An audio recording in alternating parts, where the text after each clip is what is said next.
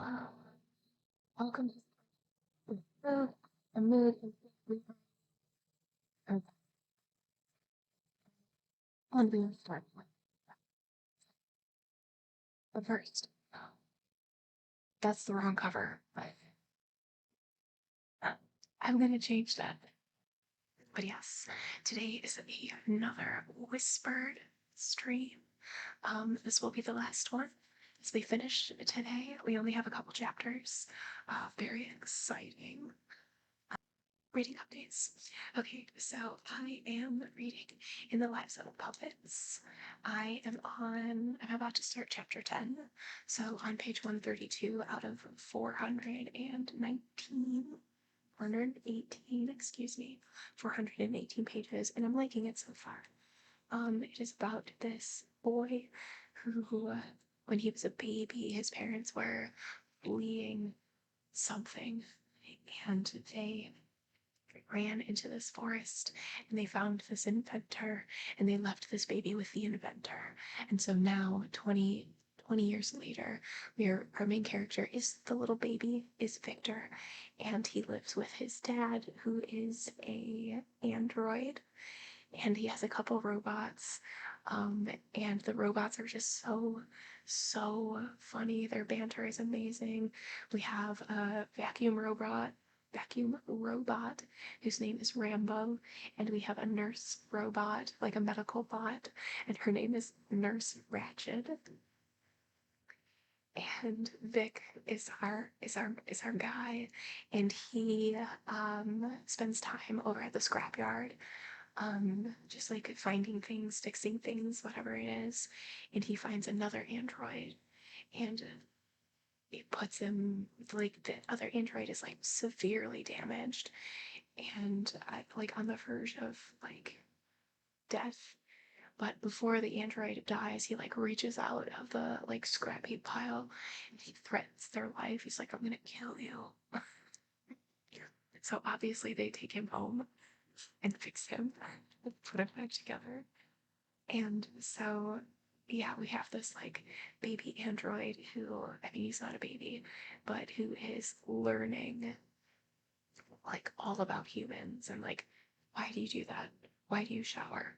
Why are you eating? Like, what do you sleep? Why are you sleeping? Like, is it because you're gonna die if you don't? Like that sorts of things. So it's just interesting that way. And there is this impending threat, like the chapter that I just finished at the end of chapter 9. They're all dancing and having a really good time, and it ends with, and it went on and on until the machines came.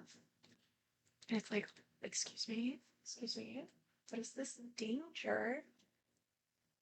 I am also listening to Bird Box by Josh Mallerman. It is a Netflix movie with Sandra Bullock. I've not seen the movie. The book so far, I'm like 27% of the way through. It's really interesting. I'm liking it so far. We're getting 2 different timelines told at the same time. So the current timeline of Mallory and these 2 children and leaving this house to go somewhere. I don't think I know where they're going, but they're going somewhere. And they're blindfolded because, and we get this more explained in the past timeline, because there is this entity that is outside, and if you see this entity, you just like lose your mind. And if you're with somebody, then you like end that person's life and then yours. And if you're by yourself, then you just end yours. And it's just wild. So it's kind of like it has that same vibe of like Quiet Place, except instead of like making sounds, you just can't like look. So I'm enjoying it so far. I like it. I'm not very far, but I like it. The desert, there are scorpions there, and tarantulas, and rattlesnakes, and cacti. Don't even get me started. Alright, I mean, that's all that I'm reading. So, shall we? what happened last time? That is a great question. We have. So, okay, but we do have Nick Carraway, who is our main character, and he's hanging out with Gatsby, who is this neighbor, and this like very mysterious person. And they're hanging out, and Gatsby's acting weird, and like makes allusions to like, oh, like this thing that we'll talk about later. And Nick is like, okay, well, just like tell me now. And it's like, no, Daisy or not Daisy, Jordan is gonna tell you later. And Nick is like, okay, that's weird, just tell me now, but whatever. And so they're out and they run into Tom Buchanan, who is Daisy's husband. Daisy is Nick Carraway's cousin. And so they run into him, and Nick, comes over, introduces Gatsby, and Gatsby sort of like leaves, and we're like, okay, well, that's a little weird. That's fine. And when we have tea with Jordan later that day, Jordan explains to us that Gatsby and Daisy knew each other long, long ago, before Gatsby was Gatsby. Before he was Jay Gatsby, he was James Gats, and he fell in love with her, and she with him, and then they like parted ways, and he has found her. He's been trying to find her through newspaper articles, all of these things. He knew that they were in Chicago, so he was in Chicago for a while, and now they're in Long Island. He bought the house that he bought because he can like see their house from across the bay. And so he asks Nick to invite Daisy over for tea, and then he'll come over just as like a reunion. And Nick is like, okay, well, that's weird, but okay, all right, I'll do it. And so he does that, and Gatsby and Daisy sort of rekindle their friendship, their kinship, and Gatsby invites them to a party that he has to like impress her. And at the end of the party that we see is definitely not the party that we originally viewed it as. So the first time that we were at a Gatsby party, everything was just glamorous and beautiful, and there was that air of mystery.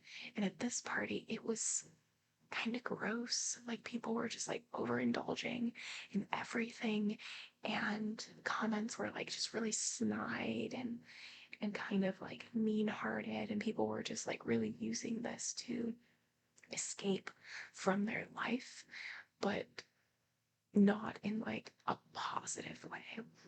And so this time we saw it, and Daisy leaves, and Gatsby is like, I did not impress her.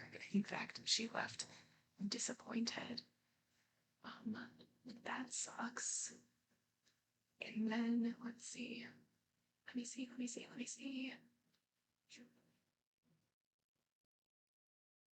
I think that might be, yeah, I think that might be it. That's where we ended. So, let's do it. Chapter 7. It was when curiosity about Gatsby was at its highest that the lights of his house failed to go on one Saturday night, and, as obscurely as it had begun, his career as Trimbulcio was over. Only gradually did I become aware that the automobiles which turned expectantly into his drive stayed for just a minute and then drove sulkily away. Wondering if he were sick, I went over to find out. An unfamiliar butler with a villainous face squinted at me suspiciously from the door. Is Mr. Gatsby sick? Nope. After a pause, he added, Sir, in a dilatory, grudging way. I hadn't seen him around, and I was rather worried. Tell him Mr. Carraway came over. Who? He demanded rudely. Carraway. Carraway. All right, I'll tell him. Abruptly, he slammed the door. Mr. Finn informed me that Gatsby had dismissed every servant in his house a week ago and replaced them with half a dozen others, who never went into West End Village to be bribed by the tradesmen, but ordered moderate supplies over the telephone.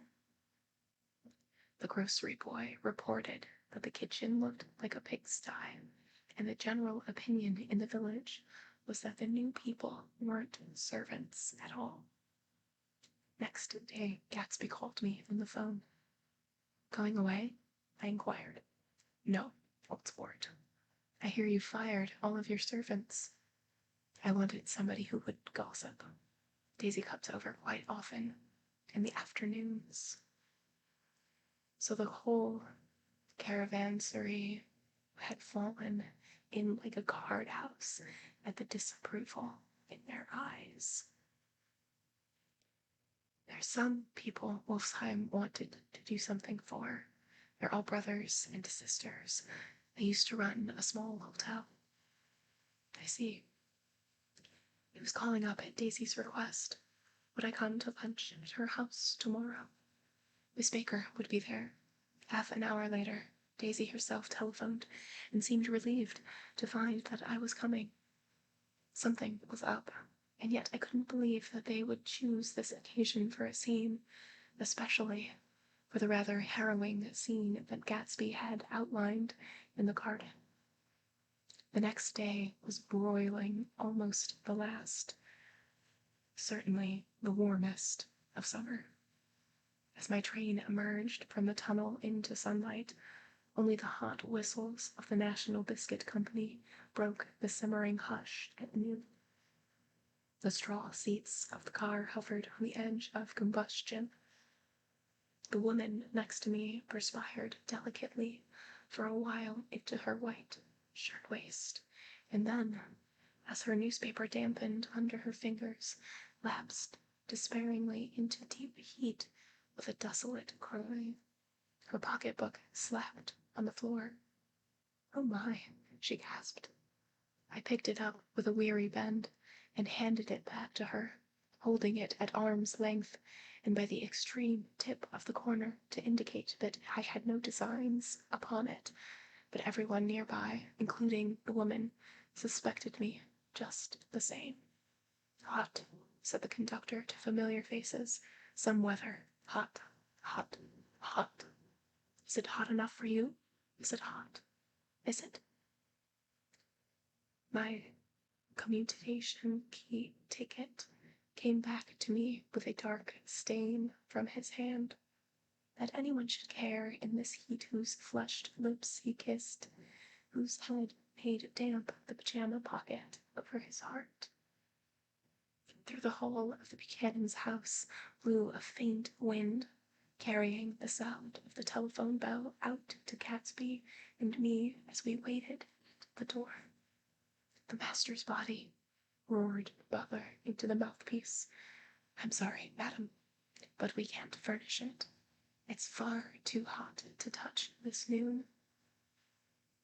What he really said was, "Yes, yes, I'll see." He set down the receiver and came toward us, glistening slightly to take our stiff straw hats. The room, shadowed well with awnings, was dark and cool. Daisy and Jordan lay upon an enormous couch, like silver idols weighing down their own white dresses against the singing breeze of the fans. "We can't move," we said together. Jordan's fingers, powdered white over their tan, rested for a moment in mine. "And Mr. Thomas Buchanan, the athlete?" I inquired. Simultaneously, I heard his voice, gruff, muffled, husky, at the hall telephone. Gatsby stood in the center of the crimson carpet and gazed around with fascinated eyes. Daisy watched him and laughed. Her sweet, exciting laugh. A tiny gust of powder rose from her bosom into the air. "The rumor is," whispered Jordan, "that that's Tom's girl on the telephone." We were silent. The voice in the hall rose high with annoyance. "Very well, then. I won't sell you the car at all. I'm under no obligation to you at all. And as for your bothering me about it at lunchtime, I won't stand for that at all." "Holding down the receiver," said Daisy cynically. "No, he's not," I assured her. "It's a bona fide deal. I happen to know about it." Tom flung open the door, blocked out its space for a moment with his thick body, and hurried into the room. "Mr. Gatsby." He put out his broad, flat hand with well-concealed dislike. "Glad to see you, sir. Nick." "Make us a cold drink," said Daisy. As he left the room again, she got up and went over to Gatsby and pulled his face down, kissing him on the mouth. "You know I love you," she murmured. "You forget there's a lady present," said Jordan. Daisy looked around doubtfully. "Yes, Nick too." "What a low, vulgar girl." "I don't care," cried Daisy, and began to clog on the brick fireplace. Then she remembered the heat and sat down guiltily on the couch just as a freshly laundered nurse, leading a little girl, came into the room. "Blessed precious," she crooned, holding out her arms. "Come to your own mother that loves you." The child, relinquished by the nurse, rushed across the room and rooted shyly into her mother's dress. The blessed precious. "Did mother get powder on your old yellowy hair? Stand up now and say howdy-do." Gatsby and I, in turn, leaned down and took the small, reluctant hand. Afterward, he kept looking at the child with surprise. I don't think he had ever really believed in its existence before. "I got dressed before luncheon," said the child, turning eagerly to Daisy. "It's because your mother wanted to show you off." Her face bent into a single wrinkle with a small white neck.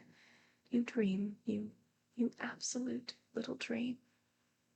"Yes," admitted the child calmly, "and Jordan's got on a white dress too." "How do you like mother's friends?" Daisy turned her around so that she faced Gatsby. "Do you think they're pretty?" "Where's Daddy?" "She doesn't look like her father," explained Daisy. "She looks like me. She's got my hair and shape of the face." Daisy sat back upon the couch. The nurse took a step forward and held out her hand. "Come, Penny." "Goodbye, sweetheart." "Goodbye, sweetheart." With a reluctant backward glance, the well-disciplined child held to her nurse's hand and was pulled out the door just as Tom came back, preceding 4 gin-rickeys that clicked full of ice. Gatsby took up his drink. "They certainly look cool," he said, with visible tension. He drank in long, greedy swallows. "I read somewhere that the sun's getting hotter every year," said Tom genially. "It seems that pretty soon the Earth's going to fall into the sun. Or wait a minute, it's just the opposite. The sun's getting colder every year." "Come outside," he suggested to Gatsby. "I'd like you to have a look at the place." I went with them out to the veranda. On the green, sound stagnant in the heat, one small sail crawled slowly toward the fresher sea. Gatsby's eyes followed it momentarily. He raised his hand and pointed across the bay. "Right across from you." "So you are." Our eyes lifted over the rose beds and the hot lawn and the weedy refuse of the dog days along shore. Slowly, the white wings of the boat moved against the blue, cool limit of the sky. Ahead lay the scalloped ocean and the abounded Blessed Isles. "There's sport for you," said Tom, nodding. "I'd like to be out here with him for about an hour." We had luncheon in the dining room, darkened too against the heat, and drank down nervous gaiety with the cold air. "What do we do with ourselves this afternoon?" cried Daisy. "The day after that, in the next 30 years. "Don't be morbid," Jordan said. Life starts all over again when it gets crisp in the fall. But it's so hot, insisted Daisy on the verge of tears, and everything's so confused. Let's all go to town. Her voice struggled on through the heat, beating against it, molding its senselessness into forms. I've heard of making a garage out of a stable, Tom was saying to Gatsby, but I'm the first man who ever made a stable out of a garage. Who wants to go to town? Demanded Daisy insistently. Gatsby's eyes floated toward her. Oh, she cried, you look so cool. Their eyes met, and they stared together at each other, alone in space. With an effort, she glanced down at the table. You always look so cool, she repeated. She had told him that she loved him, and Tom Buchanan saw. He was astounded. His mouth opened a little, and he looked at Gatsby, and then back at Daisy, as if he had just recognized her as someone he knew a long time ago. You resemble the advertisement of the man, she went on innocently. You know, the advertisement of the man. All right, broke in Tom quickly. I'm perfectly willing to go to town. Come on, we're all going to town. He got up, his eyes still flashing between Gatsby and his wife. No one moved. Come on. His temper cracked a little. What's the matter, anyhow? If we're going to town, let's start. His hand, trembling with his effort at self-control, bore to his lips the last of his glass of ale.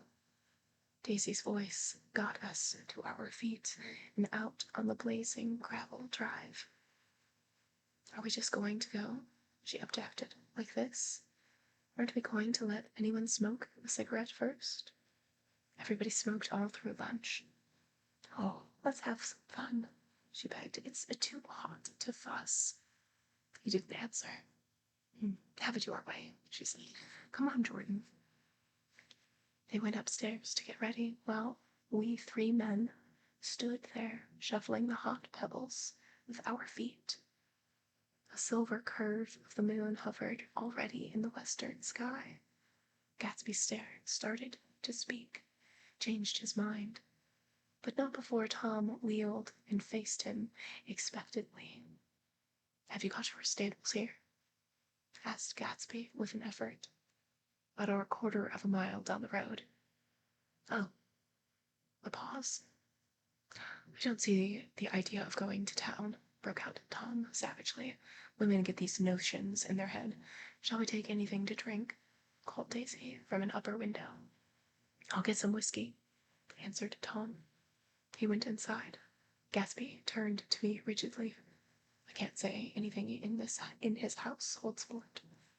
She's got an indiscreet voice, I remarked. It's full of... I hesitated. Her voice is full of money, he said suddenly.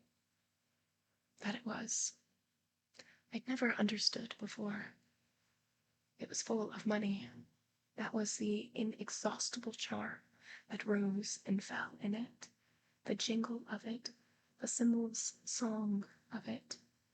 High in a white palace, the king's daughter, the golden girl. Tom came out of the house wrapping a quart bottle in a towel, followed by Daisy and Jordan, wearing small, tight hats of metallic cloth and carrying light capes over their arms. Shall we all go in my car? Suggested Gatsby.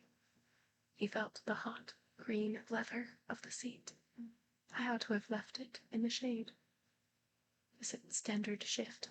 Demanded Tom. Yes. Well, you can take my coupe and let me drive your car to town. The suggestion was distasteful to Gatsby. I don't think there's much gas, he objected. Plenty of gas, said Tom boisterously. He looked at the gauge. And if it turns out I can stop at a drugstore, you can buy anything at a drugstore nowadays. A pause followed this apparently pointless remark. Daisy looked at Tom frowning, and an indefinable expression, at once definitely unfamiliar and vaguely recognizable, as if I had only heard it described in words passed over Gatsby's face.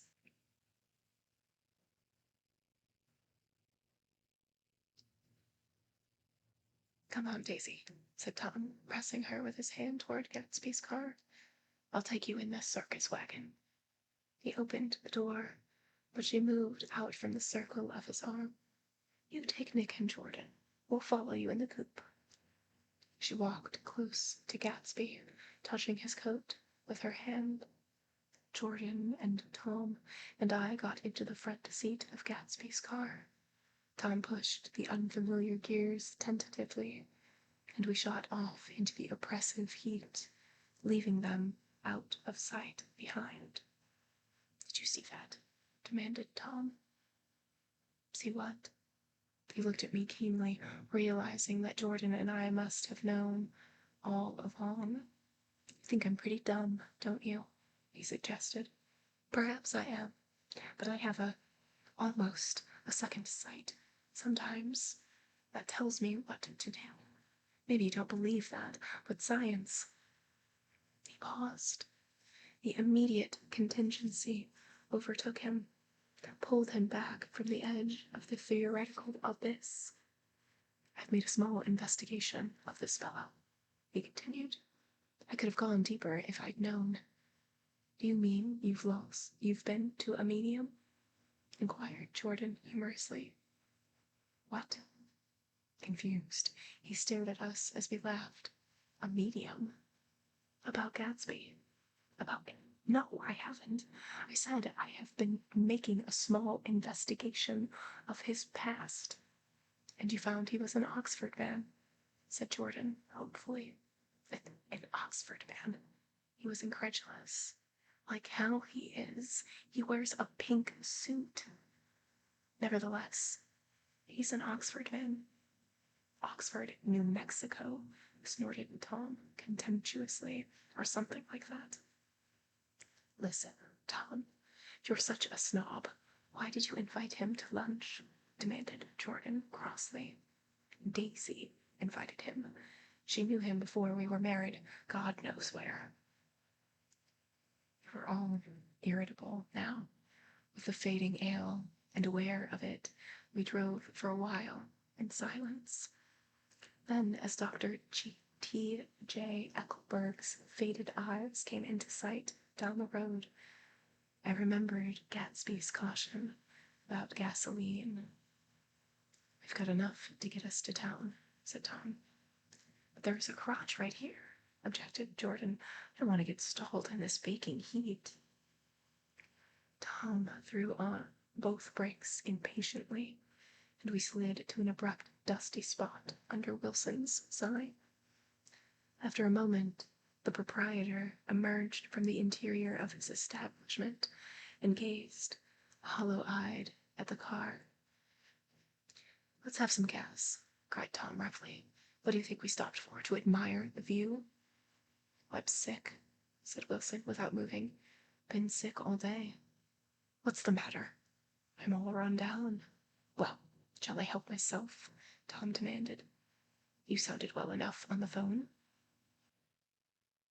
With an effort, Wilson left the shade in support of the doorway and, breathing hard, unscrewed the cap of the tank. In the sunlight, his face was green. "I didn't mean to interrupt your lunch," he said, "but I need money pretty bad." "And I was wondering what you were going to do with your old car." "How do you like this one?" inquired Tom. "I bought it last week. It's a nice yellow one," said Wilson, as he strained the handle. "Like to buy it?" "Big chance," Wilson said faintly. "No. But I could make some money on the other." "What do you want money for, all of a sudden?" "I've been here too long. I want to get away. My wife and I want to go west." "Your wife does?" exclaimed Tom, startled. "She's been talking about it for 10 years. He rested for a moment against the pump, shading his eyes. And now she's going whether she wants to or not. I'm going to get her away. The coupe flashed by us with a flurry of dust and the flash of a waving hand. What do I owe you?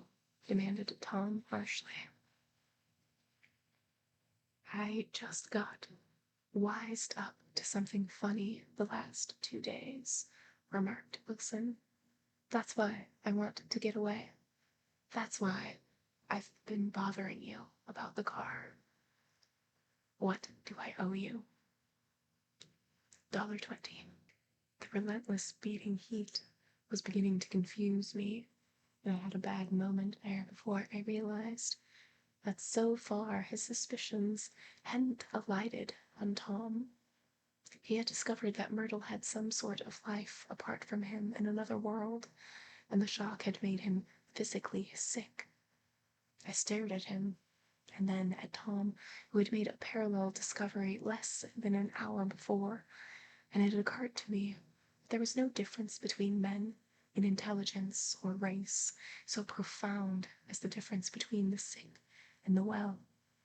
Wilson was so sick that he looked guilty, unforgivably guilty, as if he had just got some poor girl with child. I'll let you have that car, said Tom. I'll send it over tomorrow afternoon. That locality was always vaguely disquieting, even in the broad glare of afternoon, and now I turned my head as though I had been warned of something behind. Over the ash heaps, the giant eyes of Dr. T.J. Goldberg kept their vigil, but I perceived, after a moment, that other eyes were regarding us with peculiar intensity from less than 20 feet away. In one of the windows over the garage, the curtains had been moved aside a little, and Myrtle Wilson was peering down at the car. So engrossed was she that she had no consciousness of being observed, and one emotion after another crept into her face like objects into a slowly developing picture. Her expression was curiously familiar, and it was an expression I had often seen on women's faces, but on Myrtle Wilson's face it seemed purposeless and inexplicable until I realized that her eyes were wide with jealous terror, were fixed not on Tom, but on Jordan Baker, whom she took to be his wife. There is no confusion like the confusion of a simple mind, and as we drove away, Tom was feeling the hot whips of panic. His wife and his mistress, until an hour ago, secure and inviolate, were slipping precipitately from his control. Instinct made him step on the accelerator with the double purpose of overtaking Daisy and leaving Wilson behind, and we sped along toward Astoria at 50 miles an hour until, among the spidery girders of the elevated, we came in sight of the easygoing blue coupe. Those big movies about 50th Street are cool, suggested Jordan. I love New York on summer afternoons, even on summer afternoons when everyone's away. There's something very sensuous about it, overripe, as if all sorts of funny fruits were going to fall into your hands. The word sensuous had the effect of further disquieting Tom, but before he could invent a protest, the coupe came to a stop, and Daisy signaled us to draw up alongside. "Where are we going?" she cried. "How about the movies?" "It's so hot," she complained. "You go. We'll ride around and meet you after." With an effort, her wit rose faintly. "We'll meet you on some corner. I'll be the man smoking 2 cigarettes. "We can't argue about it here," Tom said impatiently as the truck gave out a cursing whistle behind us. You follow me up to the south side of Central Park, in front of the plaza. Several times he turned his head and looked back for their car, and if the traffic delayed them, he slowed up until they came into sight.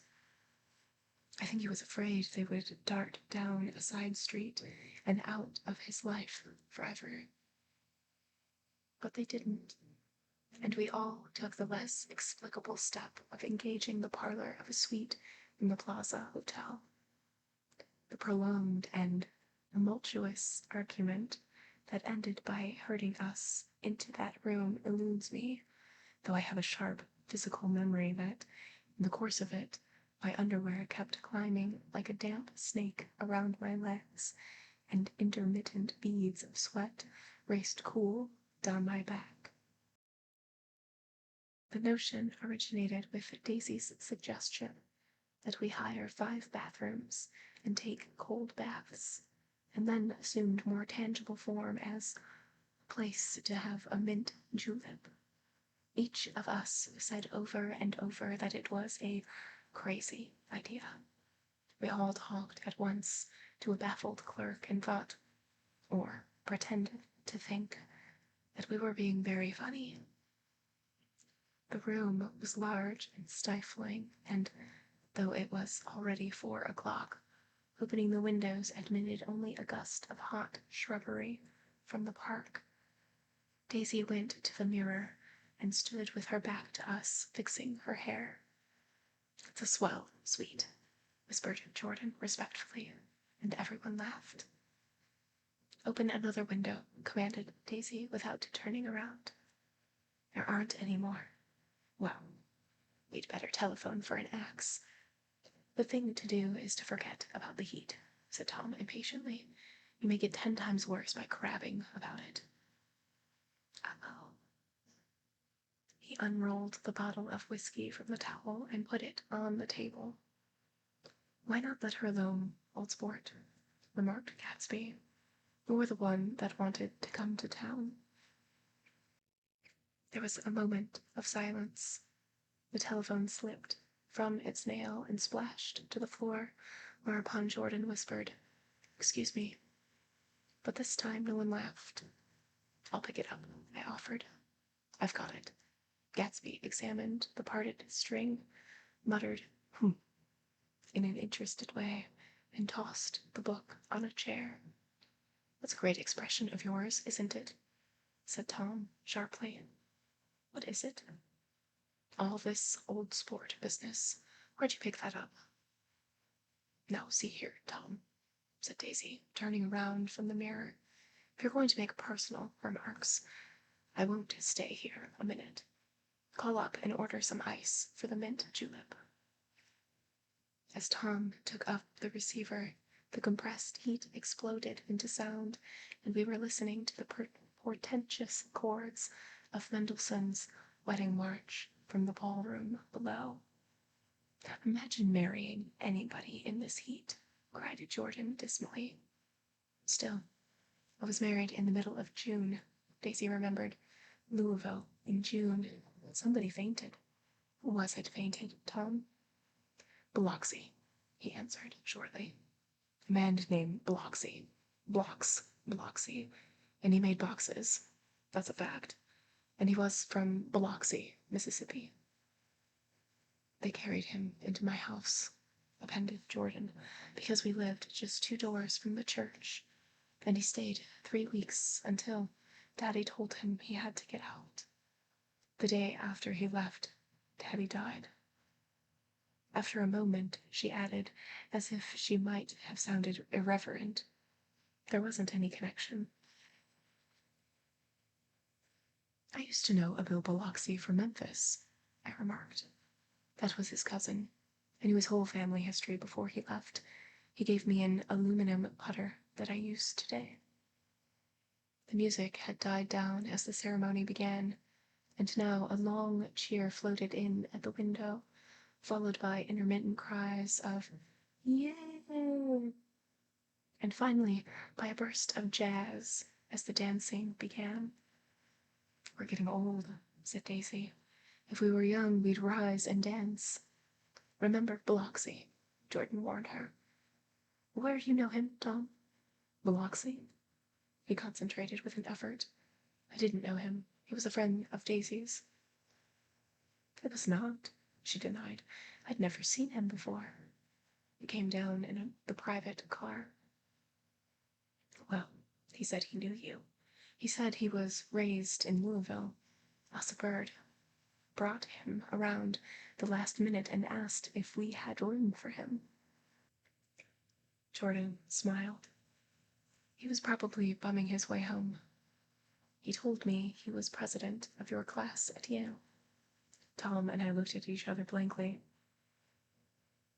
Biloxi? First place, we didn't have any president. Gatsby's foot beat a short, restless tattoo, and Tom eyed him suddenly. By the way, Mr. Gatsby, I understand you're in Oxford, then. Not exactly. Oh yes, I understand you went to Oxford. Yes, I went there. A pause. Then Tom's voice, incredulous and insulting. You must have gone there about the time Biloxi went to New Haven. Another pause. A waiter knocked and came in with crushed mint and ice, but the silence was unbroken by his thank you and the soft closing of the door. This tremendous detail was to be cleared up at last. I told you I went there, said Gatsby.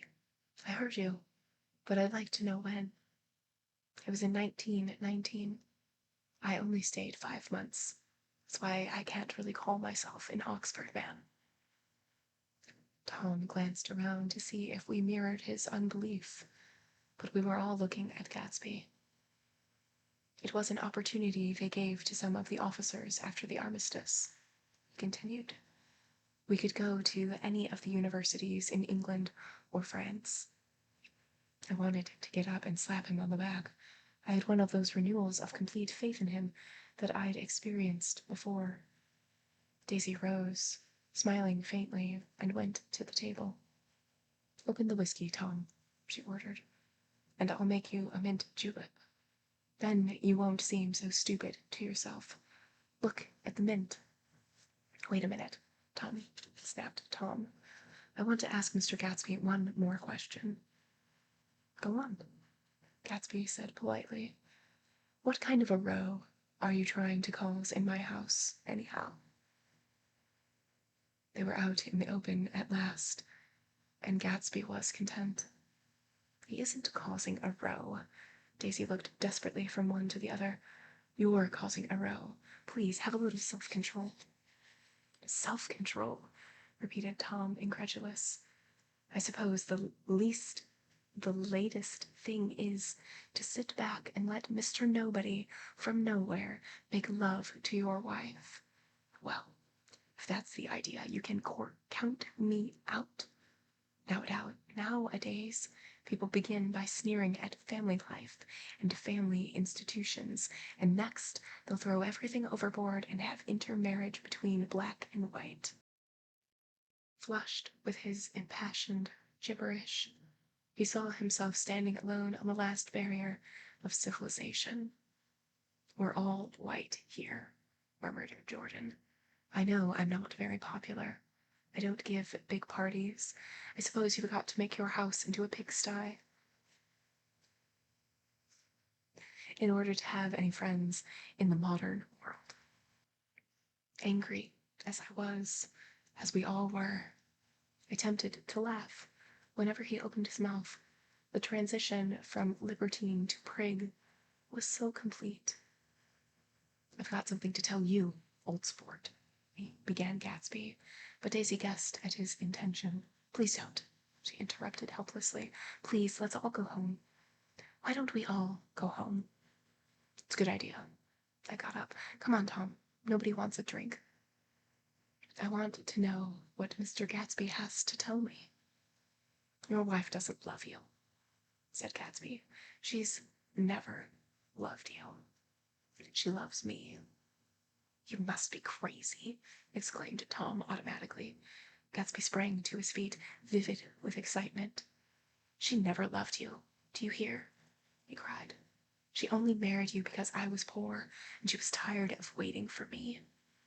It was a terrible mistake, but in her heart, she never loved anyone except me. At this point, Jordan and I tried to go, but Tom and Gatsby insisted with competitive firmness that we remain, as though neither of them had anything to conceal, and it would be a privilege to partake vicariously of their emotions. Sit down, Daisy. Tom's voice groped unsuccessfully for the paternal note. What's going on? I want to hear all about it. I told you what's going on, said Gatsby. Going on for 5 years. And you didn't know. Tom turned to Daisy sharply. You've been seeing this fellow for 5 years. Not seeing, said Gatsby. No, we couldn't meet. But both of us loved each other all that time in sport, and you didn't know. I used to laugh sometimes, but there was no laughter in his eyes. To think that you didn't know. Oh, that's all. Tom tapped his thick fingers together like a clergyman and leaned back in his chair.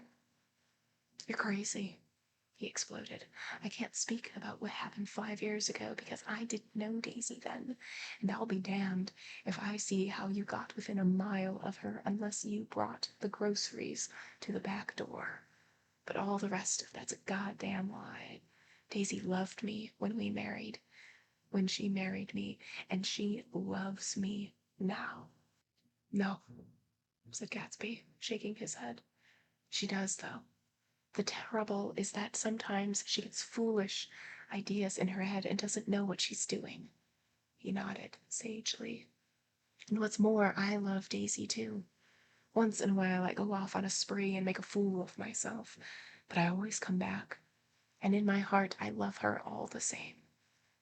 You're revolting, said Daisy. She turned to me, and her voice, dropping an octave lower, filled the room with thrilling scorn. Do you know why we left Chicago? I'm surprised they didn't treat you to the story of that little spree. Gatsby walked over and stood beside her. Daisy, that's all over now, he said earnestly. It doesn't matter anymore. Just tell him the truth, that you never loved him, that it's all wiped out forever. She looked at him blindly. What? How could I love him? Possibly.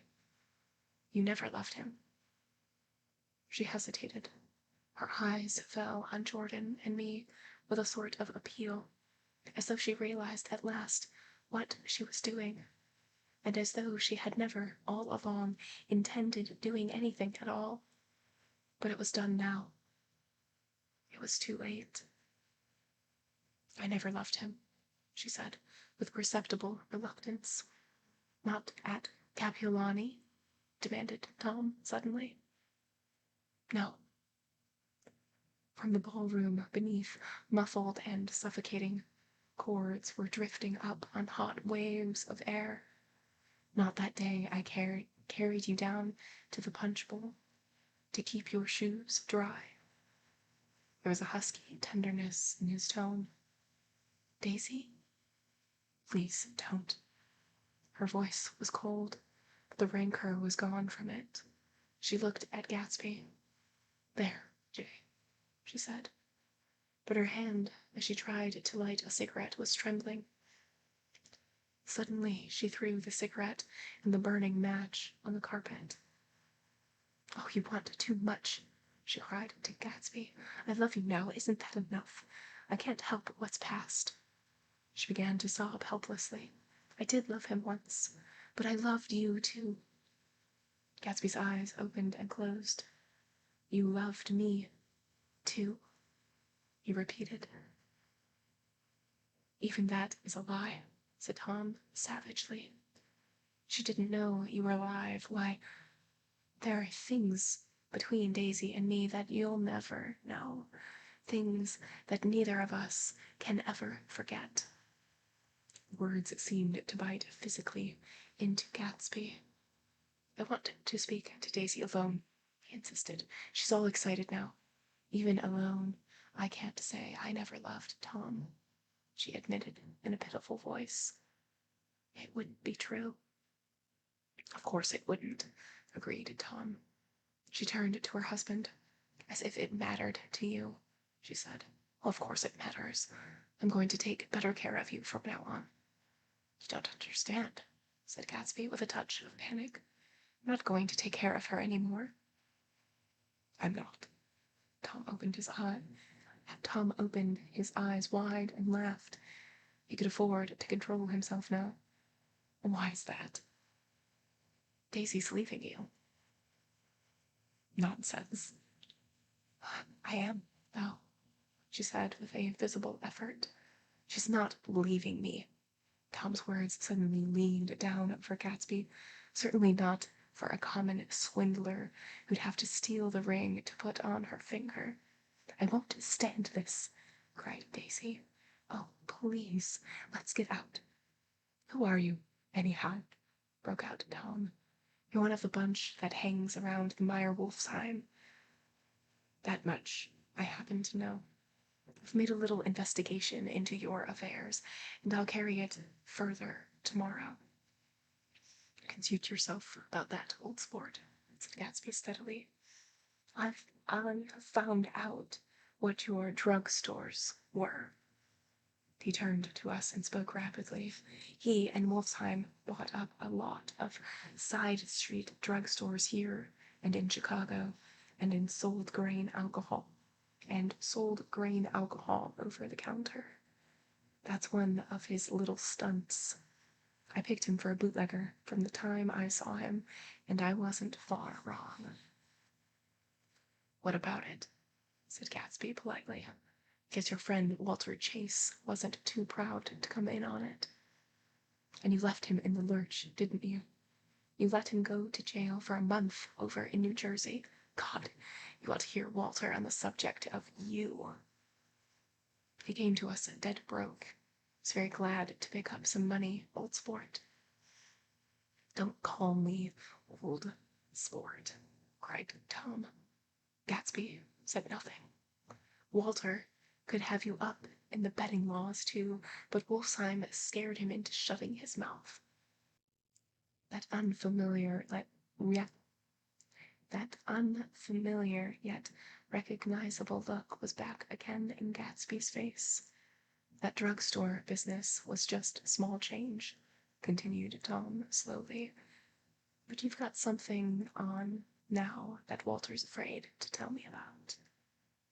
I glanced at Daisy, who was staring terrified between Gatsby and her husband, and at Jordan, who had begun to balance an invisible but absorbing object on the tip of her chin.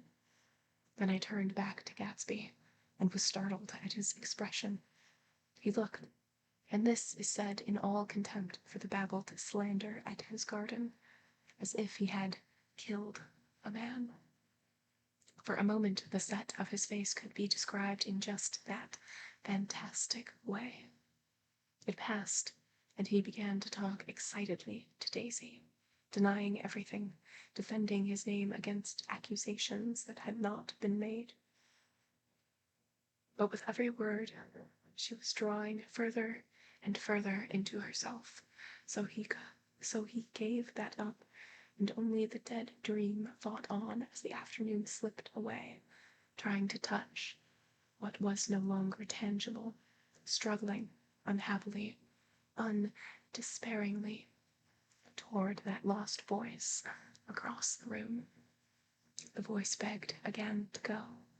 Please, Tom, I can't stand this anymore. Her frightened eyes told that whatever intentions, whatever courage she had had, were definitely gone. You two start on home, Daisy, said Tom, in Gatsby's car. She looked at Tom, alarmed now, but he insisted with magnanimous scorn. Go on.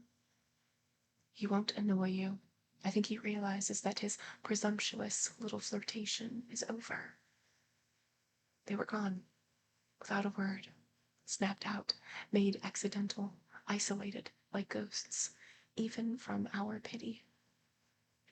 After a moment, Tom got up and began wrapping the unopened bottle of whiskey in the towel.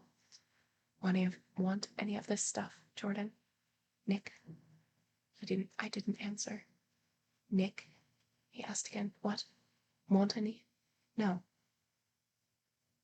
I just remembered that today's my birthday. I was 30.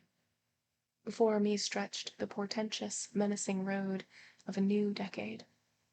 It was 7 o'clock when we got into the coupe with him and started for Long Island.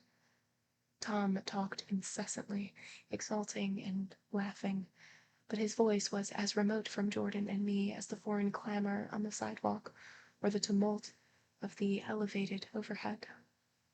Human sympathy has its limits, and we were content to let all their tragic arguments fade with the city lights behind. 30.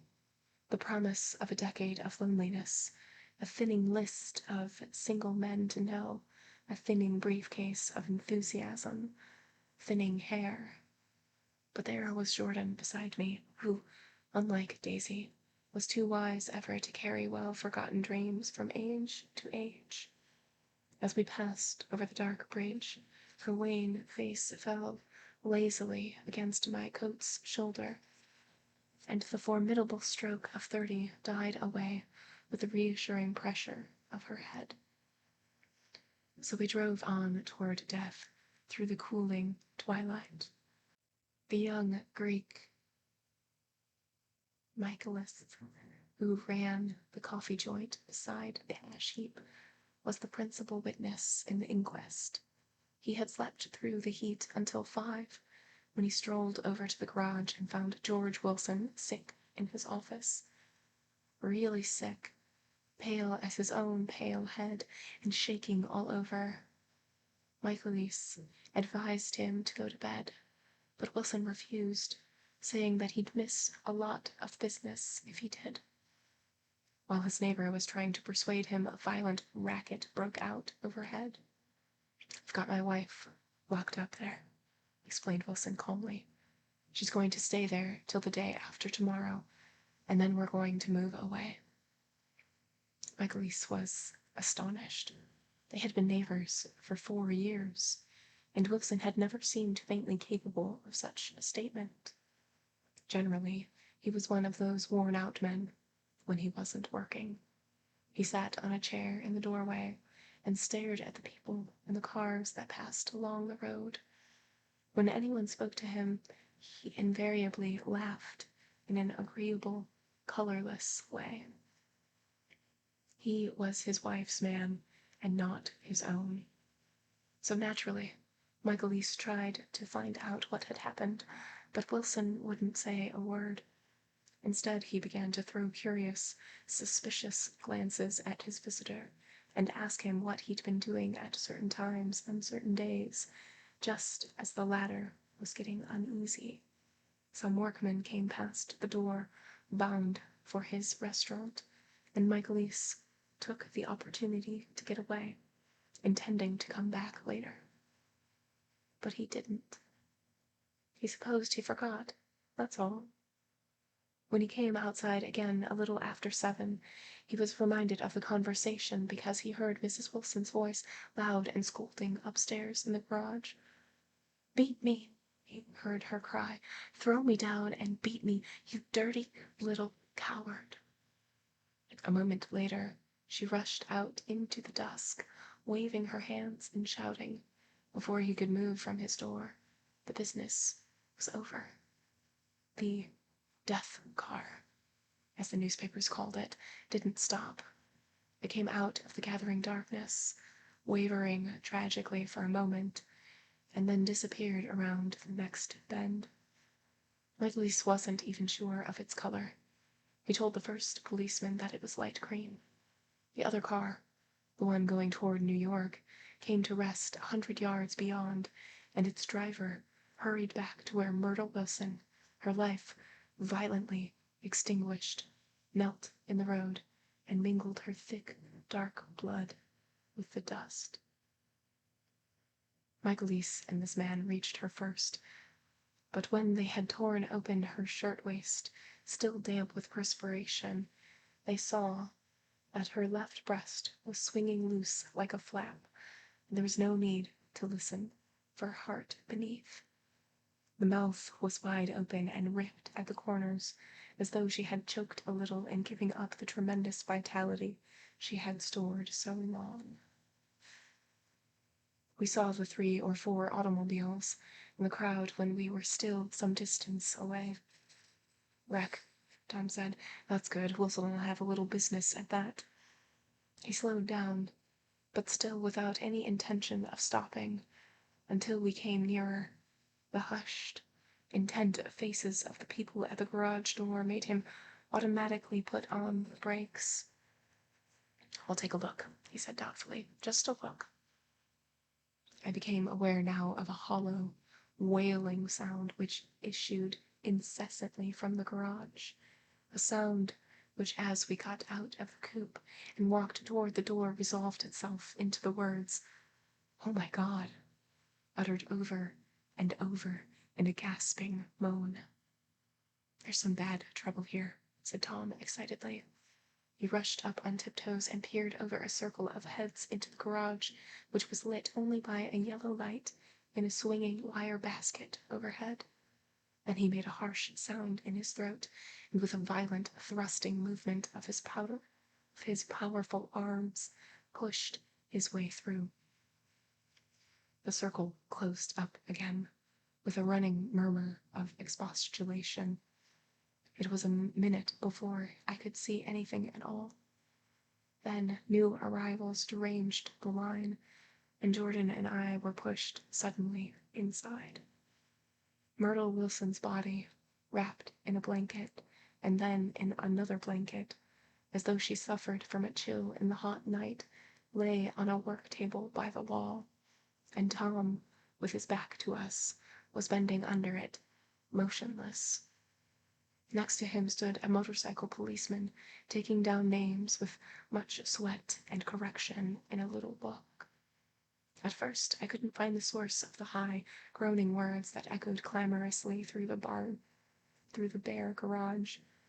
Then I saw Wilson standing on the raised threshold of his office, swaying back and forth, and holding to the doorpost with both hands. Some man was talking to him in a low voice and attempting, from time to time, to lay a hand on his shoulder. But Wilson neither heard nor saw. His eyes would drop slowly from the swinging light to the laden table by the wall, and then jerk back to the light again, and he gave out incessantly his high, horrible call. "Oh my God! Oh my God! Oh my God! Oh my God!" Presently, Tom lifted his head with a jerk and, after staring around the garage with glazed eyes, addressed a mumbled, incoherent remark to the policeman. "M-A-V," the policeman was saying over. "Oh, no, R," corrected the man. "M-A-V-R-O. Listen to me," muttered Tom fiercely. "R," said the policeman. "O, G, G." He looked up as Tom's broad hand fell sharply on his shoulder. "What do you want, fella?" "What happened? That's what I want to know." "Auto hit her. Instantly killed." "Instantly killed," repeated Tom, staring. "She ran out in the road. Son of a bitch didn't even stop his car." "There was 2 cars," said Michaelis. "One coming, one going. See?" "Going where?" said the policeman keenly. "Going each way." "Well, she—" His hand rose toward the blankets, but stopped halfway and fell to his side. "She ran out there, and the one coming from New York knocked right into her, going 30 or 40 an hour." "What's the name of this place here?" demanded the officer. "Hasn't got a name." A pale, well-dressed man stepped near. "It was a yellow car," he said. "Big, yellow car, new." "See the accident?" asked the policeman. "No. The car passed me down the road, going faster than 40, going 50, 60. "Come here and let us have your name. Look now. I want to get his name." Some words of this conversation must have reached Wilson, swaying in the office door, for suddenly a new theme found voice among his gasping cries. You don't have to tell me what kind of car it was. I know what kind of car it was. Watching Tom, I saw the wad of muscle back of his shoulder tighten under his coat. He watched, quickly, over to Wilson and, standing in front of him, seized him firmly by the upper arms. You've got to pull yourself together, he said with soothing gruffness. Wilson's eyes fell upon Tom. He stared up on his tiptoes, and then would have collapsed to his knees had not Tom held him upright. Listen, said Tom, shaking him a little. I just got here a minute ago from New York. I was bringing you that coupe we've been talking about. That yellow car I was driving this afternoon wasn't mine. Do you hear? I haven't seen it all afternoon. Only the man and I were near enough to hear what he said, but the policeman caught something in the tone and looked over with the truculent eyes. What's all that? He demanded. I'm a friend of his. Tom turned his head, but kept his hand firm on Wilson's body. He says he knows the car that did it. It was a yellow car. Some dim impulse moved the policeman to look suspiciously at Tom. And what color's your car? It's a blue car. A coupe. We've come straight from New York, I said. Someone who had been driving a little behind us confirmed this, and the policeman turned away. Now, if you'll let me have that name again. Correct. Picking up Wilson like a doll, Tom carried him into the office, set him down in a chair, and came back. If somebody'll come here and sit with him, he snapped authoritatively. He watched while the two men standing closest glanced at each other and went unwillingly into the room. Then Tom shut the door on them and came down the single step, his eyes avoiding the table. As he passed close to me, he whispered, Let's get out. Self-consciously, with his authoritative arms breaking the way, we pushed through the still gathering crowd, passing a hurried doctor, case in hand, who had been sent for in wild hope half an hour ago. Tom drove slowly until we were beyond the bend, then his foot came down hard, and the coupe raced along through the night. In a little while, I heard a low, husky sob and saw that the tears were overflowing down his face. The goddamn coward, he whispered. He didn't even stop his car. The Buchanan's house floated suddenly toward us through the dark, rustling trees. Tom stopped beside the porch and looked up at the second floor, where two windows bloomed with light among the vines. Daisy's home, he said. As we got out of the car, he glanced at me and frowned slightly. I ought to have dropped you in West Egg, Nick. There's nothing we can do tonight. A change had come over him, and he spoke gravely and with decision.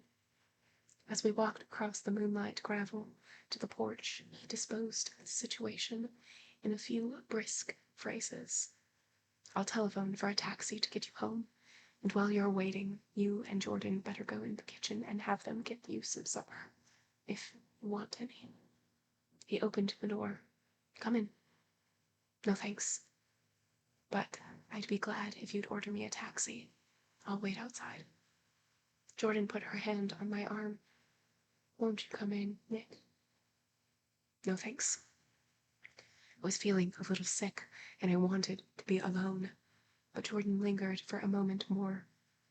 It's only 9:30, she said. I'd be damned if I go in. I'd had enough of all of them for one day, and suddenly that included Jordan, too. She must have seen something of this in my expression, for she turned abruptly away and ran up the porch steps into the house. I sat down for a few minutes with my head in my hands, until I heard the phone taken up inside and the butler's voice calling a taxi. Then I walked slowly down the drive away from the house, intending to wait by the gate. I hadn't gone 20 yards when I heard my name, and Gatsby stepped from between two bushes into the path. I must have felt pretty weird by that time, because I could think of nothing except the luminosity of his pink suit under the moon. "What are you doing?" I inquired. "Just standing here, old sport." Somehow that seemed a despicable occupation. For all I knew, he was going to rob the house in a moment. I wouldn't have been surprised to see sinister faces, the faces of Wolfheim's people, behind him in the dark shrubbery. "Did you see any trouble on the road?" he asked after a minute. "Yes." He hesitated. "Was she killed?" "Yes." I thought so. I told Daisy I thought so. It's better that the shock should all come at once. She stood it pretty well. He spoke as if Daisy's reaction was the only thing that mattered. "I got to West Egg by a side road," he went on, "and left the car in my garage. I don't think anybody saw us, but of course, I can't be sure. I disliked him so much by this time that I didn't find it necessary to tell him he was wrong." "Who was the woman?" he inquired. "Her name was Wilson. Her husband owns the garage." "How the devil did it happen?" "Well, I tried to swing the wheel." He broke off, and suddenly I guessed the truth. "Was Daisy driving?" "Yes," he said after a moment. "But of course I'll say I was. You see, when we left New York, she was very nervous, and she thought it would steady her to drive. This woman rushed out at us just as we were passing a car coming the other way. It all happened in a minute, but it seemed to me that she wanted to speak to us. Thought we were somebody she knew. Well, first Daisy turned away from the woman toward the other car, and then she lost her nerve and turned back. The second my hand reached the wheel, I felt the shock. It must have killed her instantly. It ripped her open. Don't tell me, old sport." He winced. "Anyhow, Daisy stepped on it. I tried to make her stop, but she couldn't, so I pulled on the emergency brake, and she fell over in my lap, and I drove on. She'll be all right tomorrow," he said presently. "I'm just going to wait here and see if he tries to bother her about that unpleasantness this afternoon. She locked herself in her room, and if he tries any brutality, she's going to turn the light out and on again." "He won't touch her," I said. "He's not thinking about her." "I don't trust him, old sport." "How long are you going to wait?" "All night, if necessary. Anyhow, till they all go to bed." A new point of view occurred to me. Suppose Tom found out that Daisy had been driving. He might think he saw a connection in it. He might think anything. I looked at the house. There were 2 or 3 bright windows downstairs, and the pink glow from Daisy's room on the 2nd floor. "You wait here," I said. "I'll see if there's any sign of commotion." I walked back along the border of the lawn, traversed the gravel softly, and tiptoed up the veranda steps. The drawing-room curtains were open, and I saw that the room was empty. Crossing the porch, where we had dined that June 3 months before, came to a small rectangle of light which I guessed was the pantry window. The blind was drawn, but I found a rift at the sill. Daisy and Tom were sitting opposite each other at the kitchen table, with a plate of cold fried chicken between them and 2 bottles of ale. He was talking intently across the table at her, and in her earnestness her hand fell upon and covered her own. His hand fell upon and covered her own. There we go. Once in a while she looked up at him and nodded in agreement. They weren't happy, and neither of them had touched the chicken or the ale, and yet they weren't unhappy either. There was an unmistakable air of natural intimacy about the picture, and anybody would have said that they were conspiring together.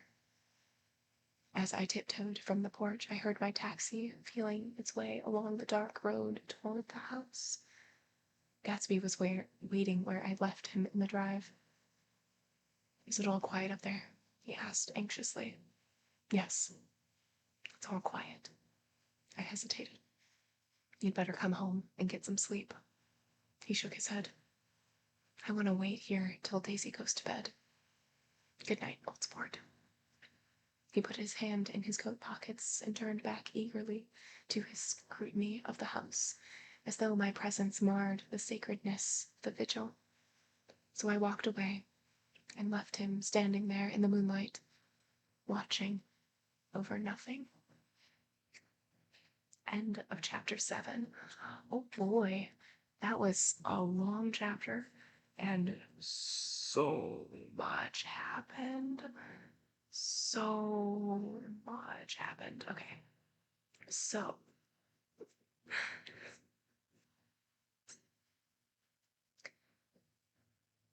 they're all gathered. Everybody, all of our main players are gathered at Daisy and Tom's house, and Tom knows.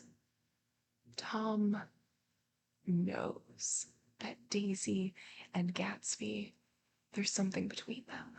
Like Daisy and Gatsby, the way that they are interacting is very much like, oh, we're being coy, nobody can really tell, but Tom knows.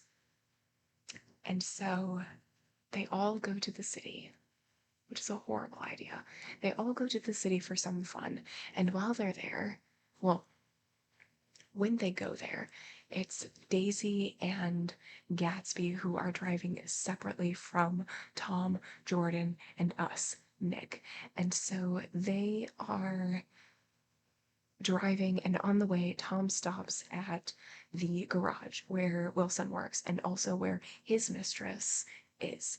And Wilson says that they're going to move. They're moving in like 2 days or something. And he's like, yeah, like my wife's been talking about moving west for 10 years and now we're doing it. Like it's happening. And so Tom fills up the gas and leaves.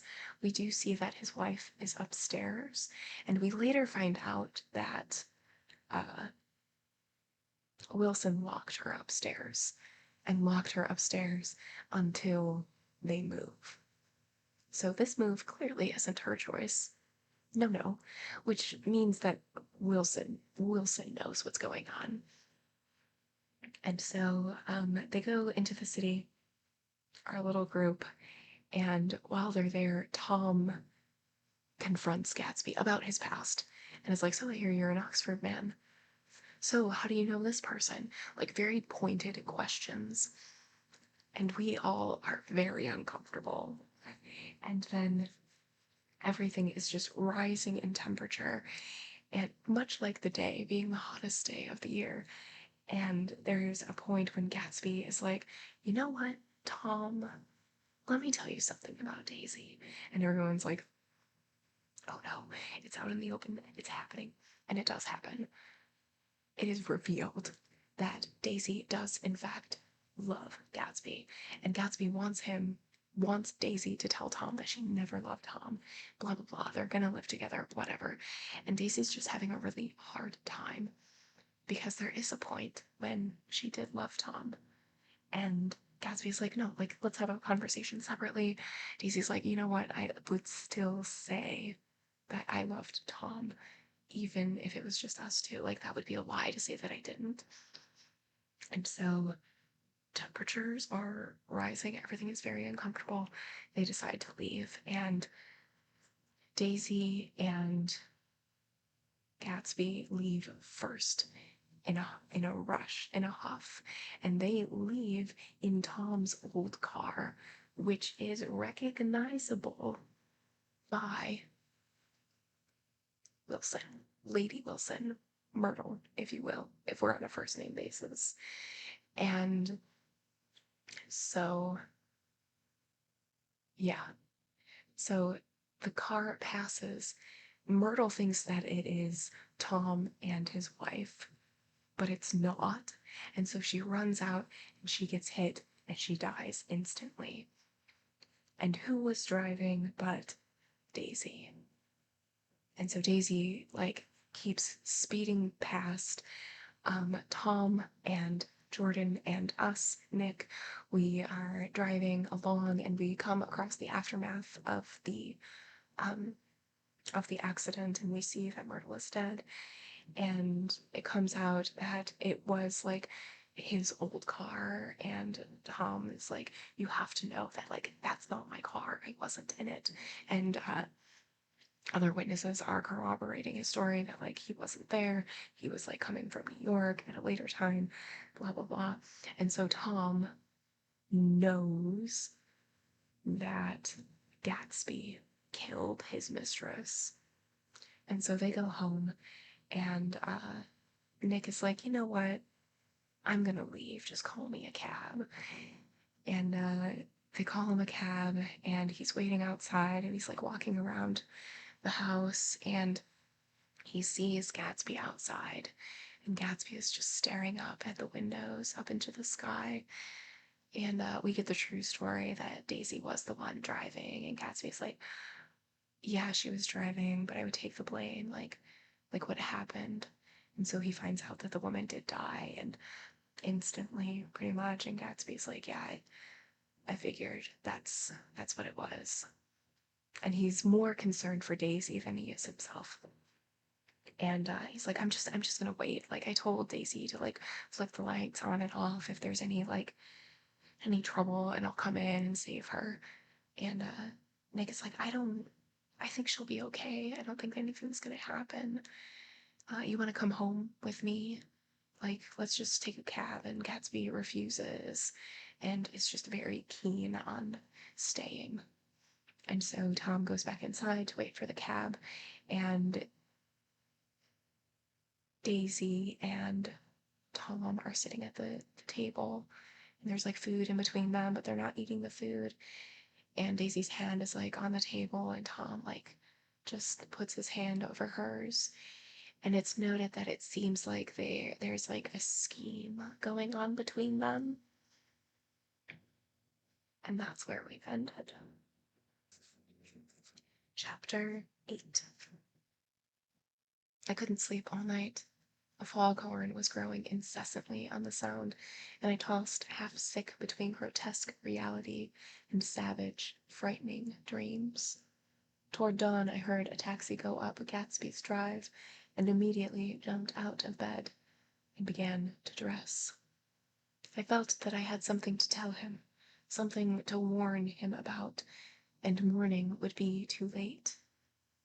Crossing his lawn, I saw that his front door was still open, and he was leaning against a table in the hall, heavy with dejection or sleep. Nothing happened, he said wanly. I waited, and about 4 o'clock she came to the window and stood there for a minute, and then turned out the light. His house had never seemed so enormous to me as it did that night when we hunted through the great rooms for cigarettes. We pushed aside curtains that were like pavilions, and felt over innumerable feet of dark wall of electric light switches. Once I tumbled with a sort of splash upon the keys of a ghostly piano. There was an inexplicable amount of dust everywhere, and the rooms were musty, as though they hadn't been aired for many days. I found the humidor on an unfamiliar table, with 2 stale, dry cigarettes inside. Throwing open the French windows of the drawing-room, we sat smoking out into the darkness. You ought to go away, I said. It's pretty certain they'll trace your car. Go away now, old sport. Go to Atlantic City for a week, or up to Montreal. You wouldn't consider it.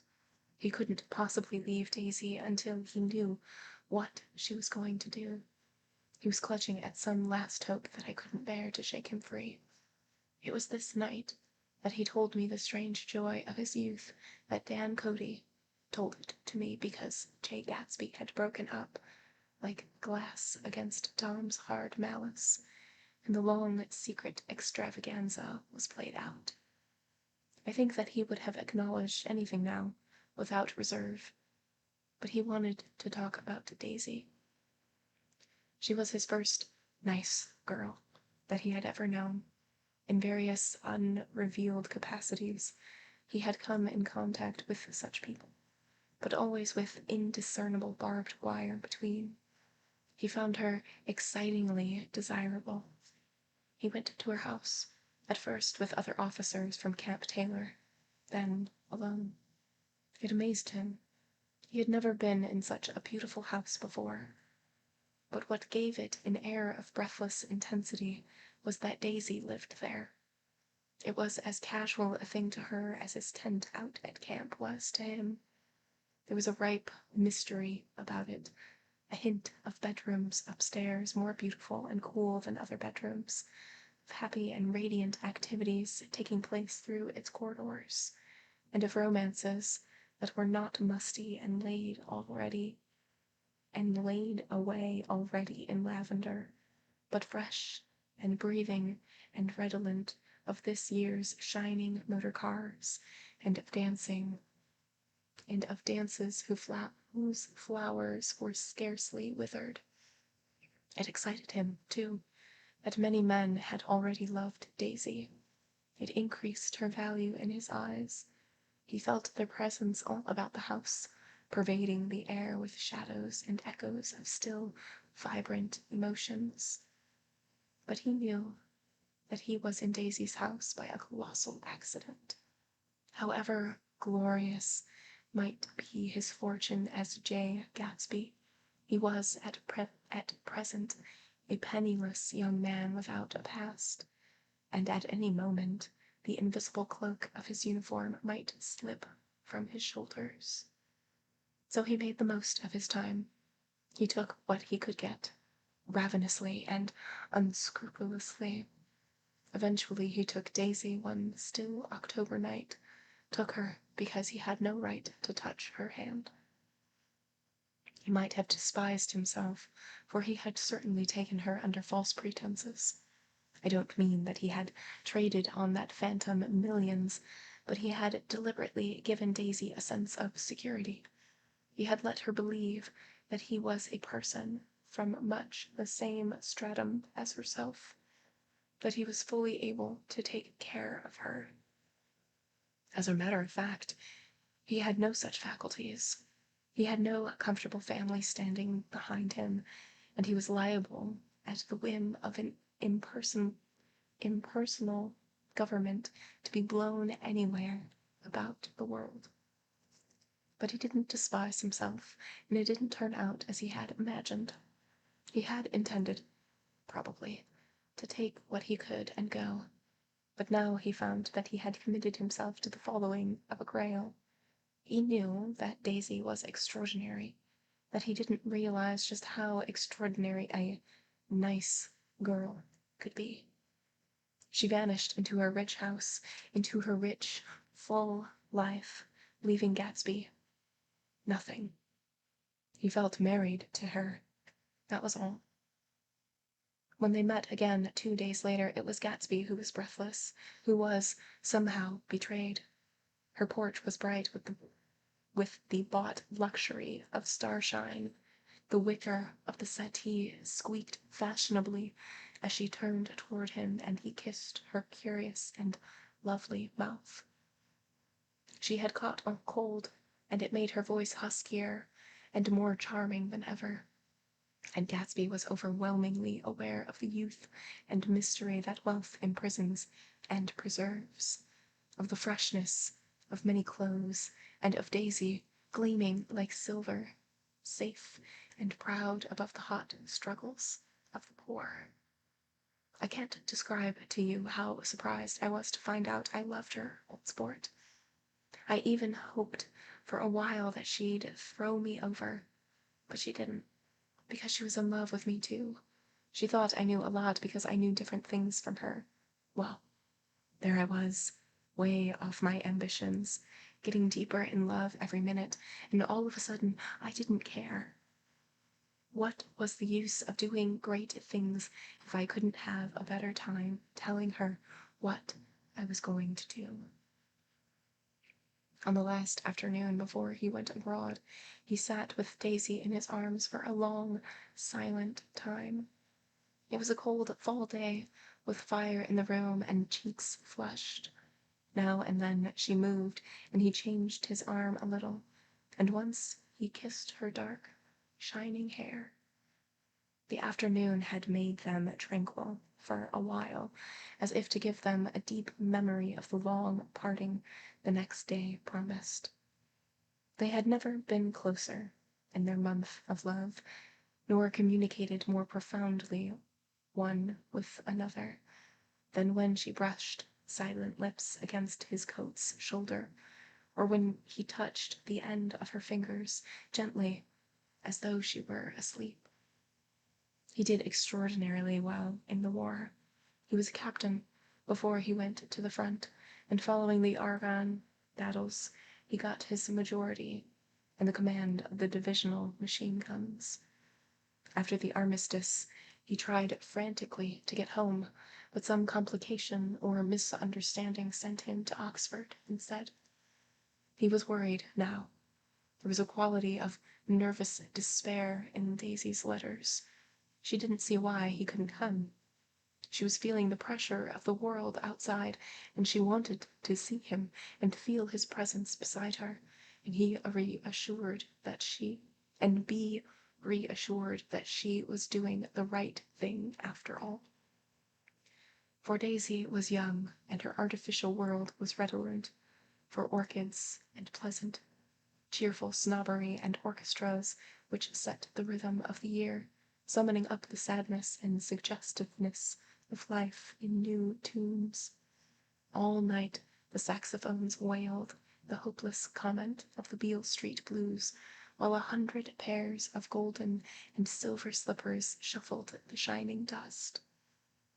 At the great tea hour there were always rooms that throbbed incessantly with this low, sweet fever, while fresh faces drifted there, and there, like rose petals blown by the sad horns round the floor.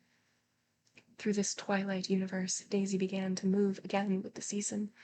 Suddenly, she was again keeping half a dozen dates a day with half a dozen men, and drowsing asleep at dawn with the beads and chiffon of an evening dress tangled among dying orchids on the floor beside her bed. And all the time, something within her was crying for a decision. She wanted her life shaped now, immediately, and the decision must be made by some force of love, of money, of unquestionable practicality. That was close at hand. That force took shape in the middle of spring with the arrival of Tom Buchanan. There was a wholesome bulkiness about his person and his position, and Daisy was flattered. Doubtless there was a certain struggle and a certain relief. The letter reached Gatsby while he was still at Oxford. It was dawn now on Long Island, and we went about opening the rest of the windows downstairs, filling the house with gray-turning, gold-turning light. The shadows of a tree fell abruptly across the new, and ghostly birds began to sing among the blue leaves. There was a slow, pleasant movement in the air, scarcely a wind, promising a cool, lovely day. I don't think she ever loved him. Gatsby turned around from a window and looked at me challengingly. You must remember, old sport, she was very excited this afternoon. He told her those things in a way that frightened her, that made it look as if I was some kind of cheap sharper. And the result was she hardly knew what she was saying. He sat down gloomily. Of course, she might have loved him just for a minute when they were first married, and loved me more even then. Do you see? Suddenly he came out with a curious remark. In any case, he said, it is just personal. What could you make of that? except to suspect some intensity in his conception of the affair that couldn't be measured. He came back from France when Tom and Daisy were still on their wedding trip and made a miserable but irresistible journey to Louisville on the last of his army pay. He stayed there a week, walking the streets where their footsteps had clicked together through the November night, and revisiting the out-of-the-way places to which they had driven in her white car. Just as Daisy's house had always seemed to him more mysterious and gay than other houses, so his idea of the city itself, even though she was gone from it, was pervaded with a melancholy beauty. He left, feeling that if he had searched harder, he might have found her, that he was leaving her behind. The day coach, he was penniless now, was hot. He went out to the open vestibule and sat down on a folding chair, and the station slid away, and the backs of unfamiliar buildings moved by. Then out into the spring fields, where a yellow trolley raced them for a minute, with the people in it who might once have seen the pale magic of her face along the casual street. The track curved, and now it was going away from the sun, which, as it sank lower, seemed to spread itself in benediction over the vanishing city where it had drawn her breath. She stretched out his hand desperately, as if to snatch only a wisp of air, to save a fragment of the spot that she had made lovely for him. But it was all going by too fast now for his blurred eyes, and he knew that he had lost that part of it, the freshest and the best, forever. It was 9 o'clock when we finished breakfast and went out to the porch. The night had made a sharp difference in the weather, and there was an autumn flavor in the air. The gardener, the last one of Gatsby's former servants, came to the foot of the steps. "I'm going to drain the pool today, Mr. Gatsby. Leaves will start falling pretty soon, and then there's always trouble with the pipes." "Don't do it today," Gatsby answered. He turned to me apologetically. "You know, old sport, never used that pool all summer." I looked at my watch and stood up. 12 minutes to my train. Didn't want to go to the city. I wasn't worth a decent stroke of work, but it was more than that. I didn't want to leave Gatsby. I missed that train, and then another, before I could get myself away. "I'll call you up," I said finally. "Do, old sport. I'll call about noon." We walked away slowly down the steps. "I suppose Daisy'll call too." He looked at me anxiously, as if he'd hoped I'd corroborate this. "I suppose so." "Well, goodbye." We shook hands, and I started away. Just before I reached the hedge, I remembered something and turned around. "There's a rotten crowd," I shouted across the lawn. "You're worth the whole damn bunch put together." I've always been glad I said that. It was the only compliment I ever gave him, because I disapproved of him from beginning to end. First he nodded politely, and then his face broke into that radiant and understanding smile, as if we'd been in ecstatic cahoots on that fact all the time. His gorgeous pink rag of a suit made a bright spot of color against the white steps, and I thought of the night when I first came to his ancestral home, 3 months before. The lawn and drive had been crowded with the faces of those who guessed at his corruption, and he had stood on those steps, concealing his incorruptible dream, as he waved them goodbye. I thanked him for his hospitality. We were always thanking him for that, I and the others. "Goodbye," I called.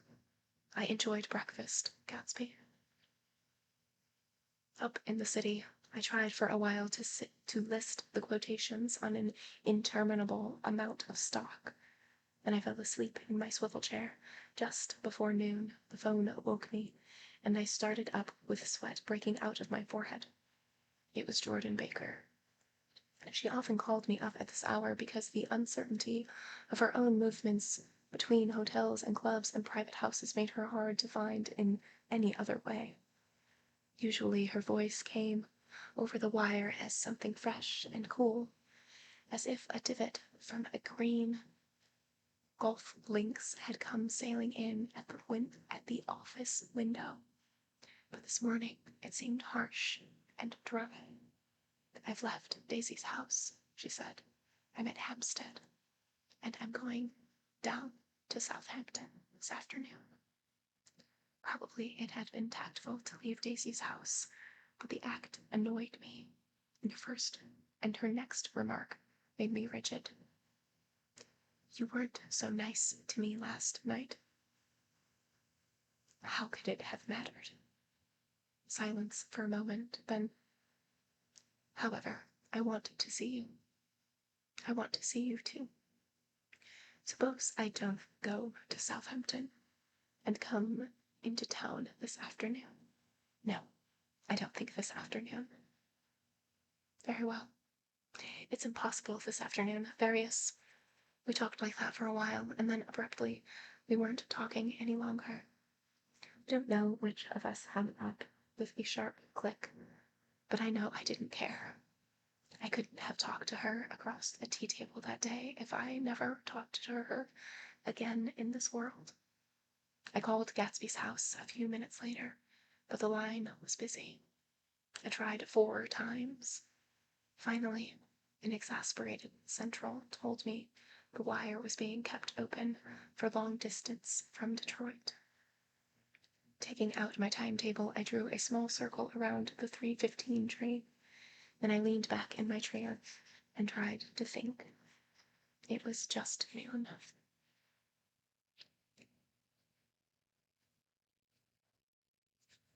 When I passed the ash heaps on the train that morning, I had crossed deliberately to the other side of the car.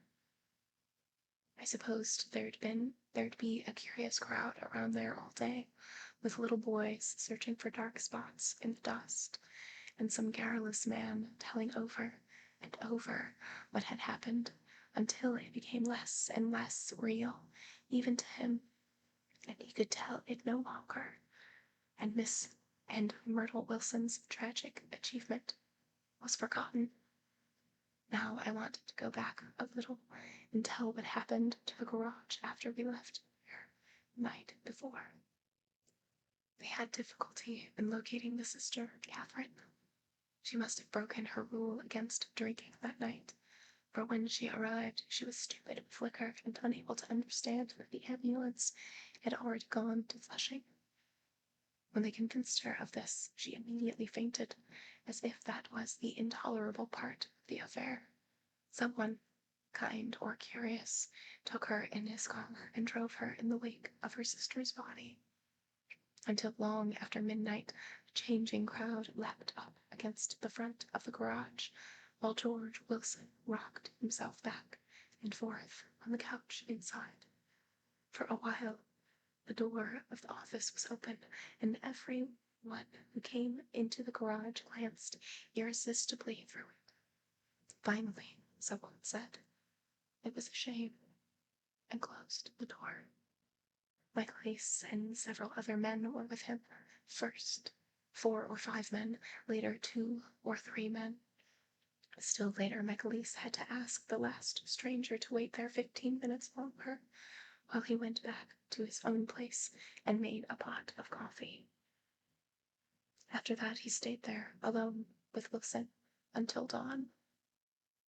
About 3 o'clock, the quality of Wilson's incoherent muttering changed. He grew quieter and began to talk about the yellow car. He announced that he had a way of finding out whom the yellow car belonged to, and then he blurted out that a couple of months ago his wife had come from the city with her face bruised and her nose swollen. But when he heard himself say this, he flinched and began to cry. "Oh my God." Again, in his groaning voice. Michaelis made a clumsy attempt to distract him. How long have you been married, George? Come on there. Try and sit a minute and answer my question. How long have you been married? 12 years. Ever had any children? Come on, George. Sit still. I asked you a question. Did you ever have any children? The hard brown beetles kept thudding against the dull light, and whenever Michaelis heard a car go tearing along the road outside, it sounded to him like the car had stopped a few hours before. He didn't like to go into the garage because the work fence was stained where the body had been lying, so he moved uncomfortably around the office.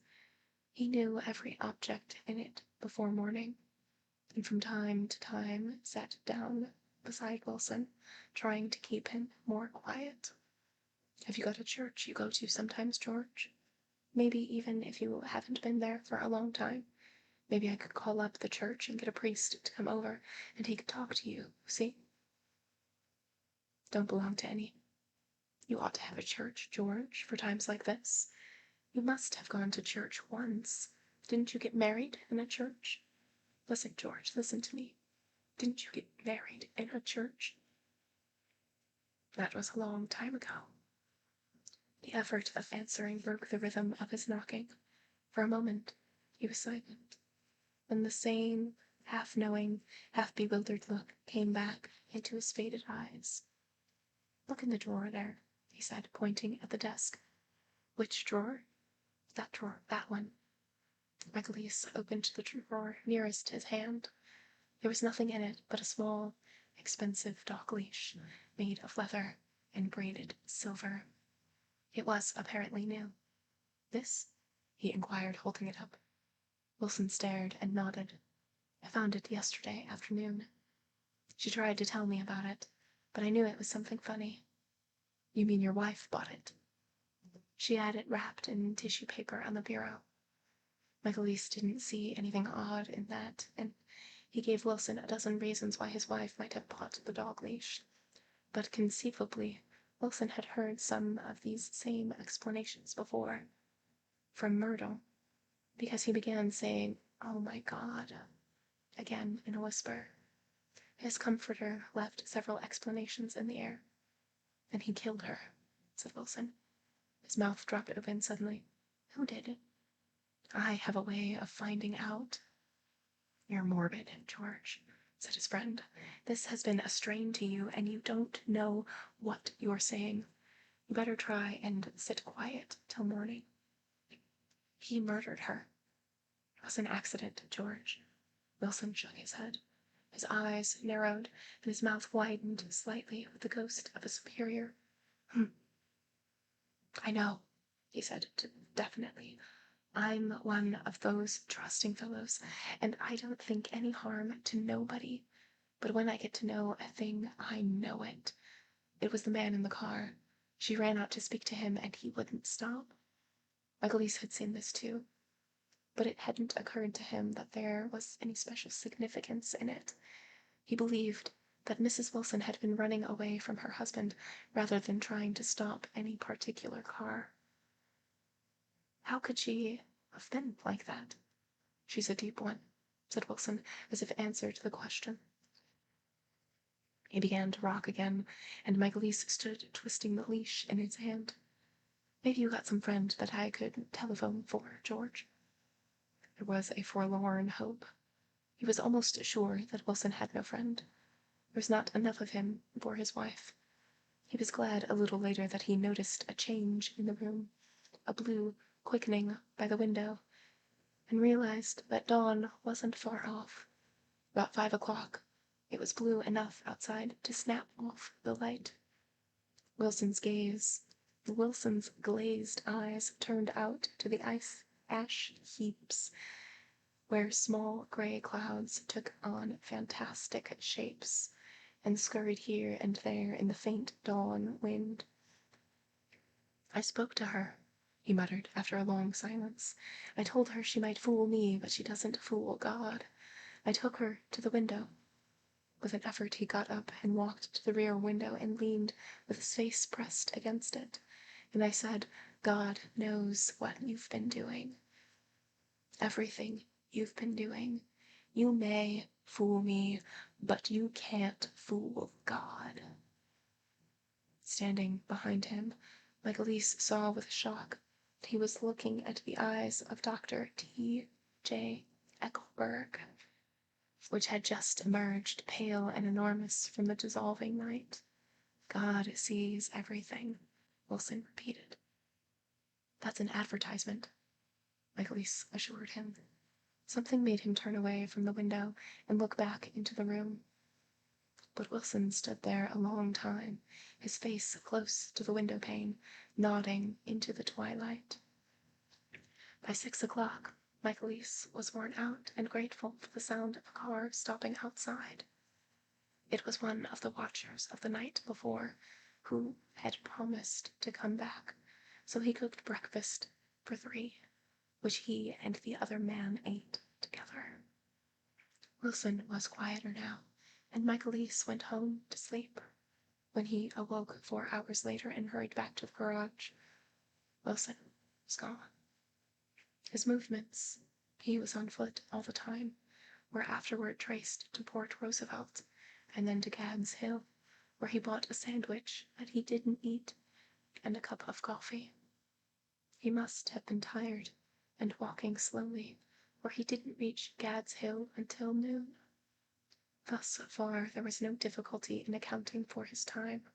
There were boys who had seen a man acting sort of crazy, and motorists at whom he stared oddly from the side of the road. Then, for 3 hours, he disappeared from view. The police, on the strength of what he said to Michaelise that he had a way of finding out, supposed that he spent that time going from garage to garage thereabout, inquiring for a yellow car. On the other hand, no garage man who had seen him ever came forward, and perhaps he had an easier, surer way of finding out what he wanted to know. By 2:30, he was in West Egg, where he asked someone the way to Gatsby's house. So by that time, he knew Gatsby's name. At 2 o'clock, Gatsby put on his bathing suit and left word with the butler that if anyone phoned word was to be brought to him at the pool. He stopped at the garage for a pneumatic mattress that had amused his guests during the summer, and the chauffeur helped him pump it up. Then he gave instructions that the open car wasn't to be taken out under any circumstances, and this was strange, because the front right fender needed repair. Gatsby shouldered the mattress and started for the pool. Once he stopped and shifted it a little, and the chauffeur asked him if he needed help, but he shook his head and in a moment disappeared among the yellowing trees. No telephone message arrived, but the butler went without his sleep and waited for it until 4 o'clock. Until long after there was anyone to give it to if it came. I have an idea that Gatsby himself didn't believe it would come, and perhaps he no longer cared. If it was true, he must have felt that he had long lost the old warm world, paid a high price for living too long with a single dream. He must have looked up at an unfamiliar sky through frightening leaves and shivered as he found what a grotesque thing a rose is, and how raw the sunlight was upon the scarcely created grass. A new world, material without being real, where poor ghosts, breathing dreams like air, drifted fortuitously about. Like that ashen, fantastic figure gliding toward him through the amorphous trees. The chauffeur, he was one of Wolfsheim's protégé, heard the shots. Afterward, he could only say that he hadn't thought anything much about them. I drove from the station directly to Gatsby's house, and my rushing anxiously up the front steps was the first thing that alarmed anyone. But they knew then, I firmly believed. With scarcely a word said, 4 of us, the chauffeur, butler, gardener, and I, hurried down to the pool. There was a faint, barely perceptible movement of the water as the fresh flow from one end urged its way toward the drain of the other. With little ripples that were hardly the shadows of waves, the laden mattress moved irregularly down the pool. A small gust of wind that scarcely corrugated the surface was enough to disturb its accidental course with its accidental burden. The touch of a cluster of leaves resolved it slowly, tracing, like the leg of transit, a thin, red circle in the water. It was after we started with Gatsby toward the house that the gardener saw Wilson's body a little way off in the grass with the Holocaust, and the Holocaust was complete. End of chapter 9.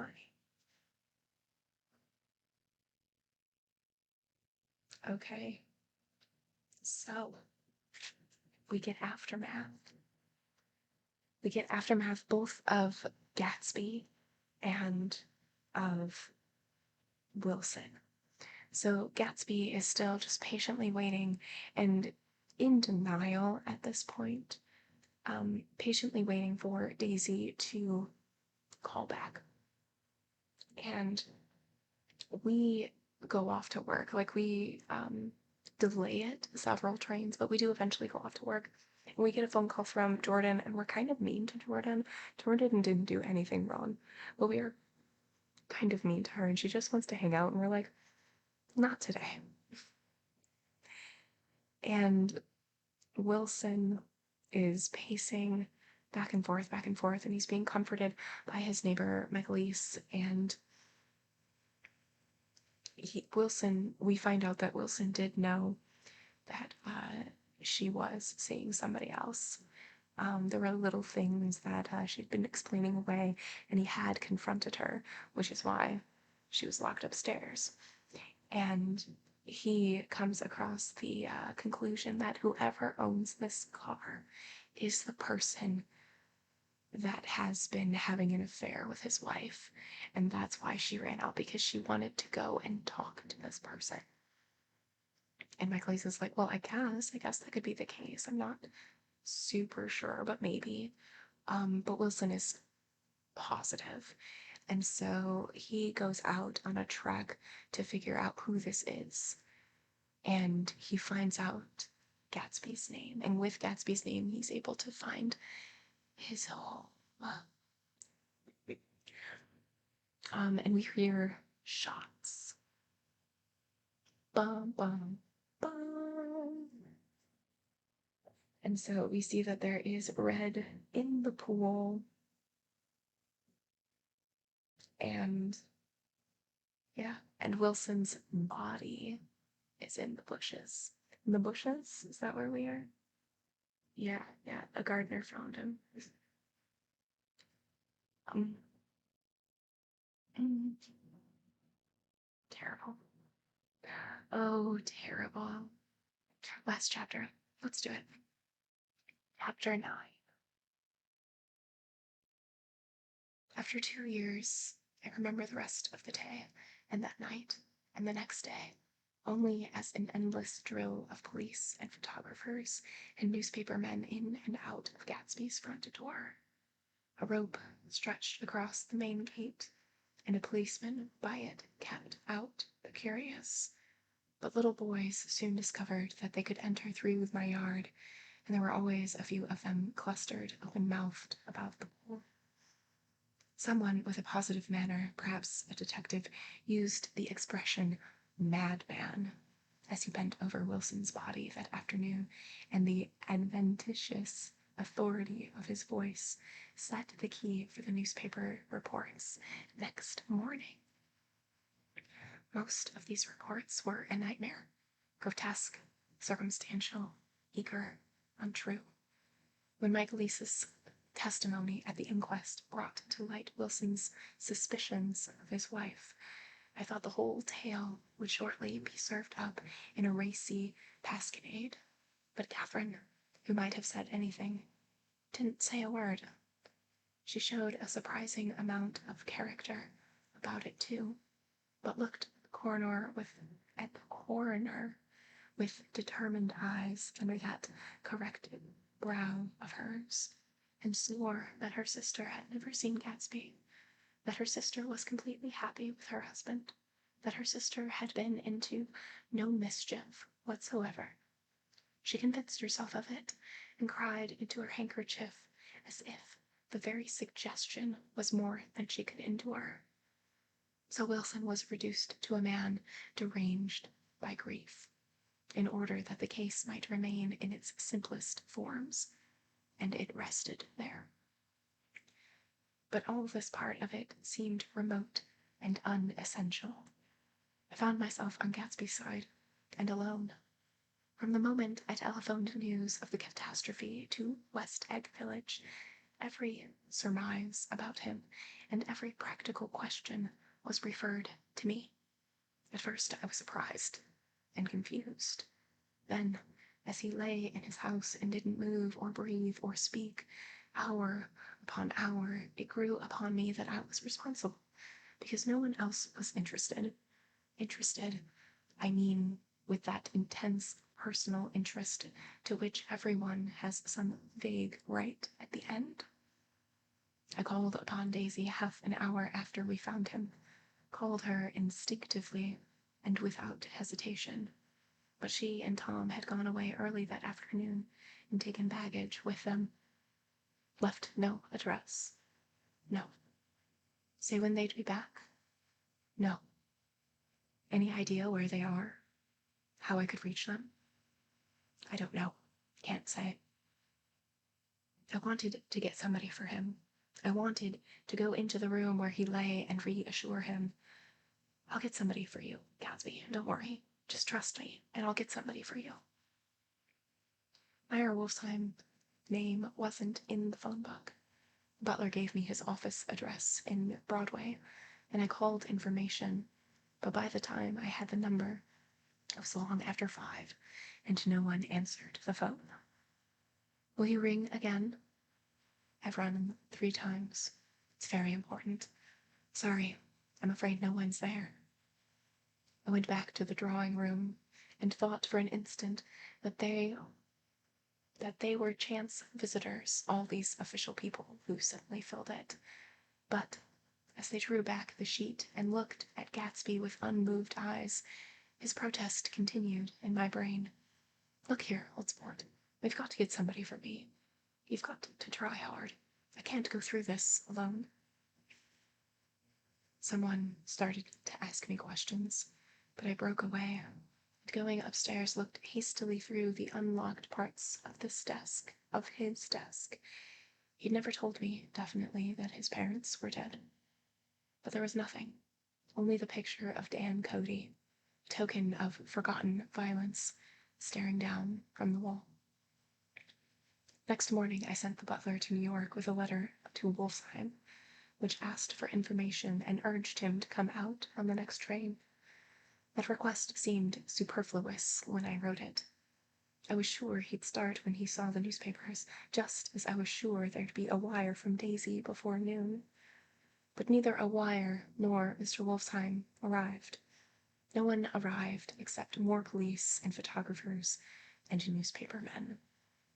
When the butler brought back Wolfsheim's answer, I began to have a feeling of defiance, of scornful solidarity between Gatsby and me against them all. Dear Mr. Carraway, this has been one of the most terrible shocks of my life to me. I hardly can believe it, that it is all true. Such a mad act as that man did should make us all think. I cannot come down now, as I am tied up in some very important business, and cannot get mixed up in this thing now. If there is anything I can do a little later, let me know in a letter by Edgar. I hardly know where I am, when I hear about a thing like this and am completely locked down and out. Yours truly, Meyer Wolfsheim. And then hastily, addenda beneath. Let me know about the funeral, etc. Do not know his family at all. When the phone rang that afternoon and long distance in Chicago was calling, I thought that would be Daisy at last. But the connection came through as a man's voice, very thin and far away. This is Slaker speaking. Yes? The man was unfamiliar. Hell of a note, isn't it? Get my wire? There haven't been any wires. Young Park's in trouble, he said rapidly. They picked him up when he handed the bonds over the counter. They got a circular from New York giving them the numbers just 5 minutes before. What do you know about that, eh? You never can tell in those hick towns. Hello? I interrupted breathlessly. Look here, this isn't Mr. Gatsby. Mr. Gatsby's dead. There was a long silence on the other end of the wire, followed by an exclamation, then a quick squawk as the connection was broken. I think it was on the third day that a telegram signed Henry C. Gatz arrived from a town in Minnesota. It said only that the sender was leaving immediately and to postpone the funeral until he came. It was Gatsby's father, a solemn old man, very helpless and dismayed, bundled up in a long, cheap ulster against the warm September day. His eyes leaked continuously with excitement, and when I took the bag and umbrella from his hands, he began to pull so incessantly at his sparse gray beard that I had difficulty in getting off his coat. But he couldn't eat, and the glass of milk spilled from his trembling hand. I saw it in the Chicago newspaper, he said. It was all in the Chicago newspaper. I started right away. I didn't know how to reach you. His eyes, seeing nothing, moved ceaselessly about the room. It was a madman, he said. He must have been mad. Wouldn't you like some coffee? I urged him. Don't want anything. I'm all right now, Mr. Caraway. Well, I'm all right now. Where have they got Jimmy? I took him into the drawing room where his son lay and left him there. Some little boys had come up the steps and were looking into the hall. When I told them who had arrived, they went reluctantly away. After a little while, Mr. Gatz opened the door and came out, his mouth ajar, his face flushed slightly, his eyes leaking isolated and unpunctual tears. He had reached an age where death no longer has the quality of ghastly surprise, and when he looked around him, now for the first time, and saw the height of splendor of the hall, and the great rooms opening out from it into other rooms, his grief began to be mixed with an odd pride. I helped him to a bedroom upstairs. While he took off his coat and vest, I told him that all arguments had been deferred until he came. I didn't know what you'd want, Mr. Gatsby. Gatz is my name. Mr. Gatz, I thought you might want to take the body west. He shook his head. Jimmy always liked it better east. He rose up to his position in east. Were you a friend of my boy's, mister?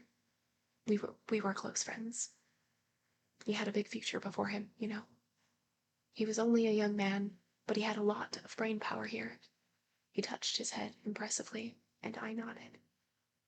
If he'd have lived, he'd have been a great man, a man like James J. Hill. He'd have helped build up the country. It's true, I said uncomfortably. He fumbled at the embroidered coverlet, trying to take it from the bed, and lay down stiffly, was instantly asleep.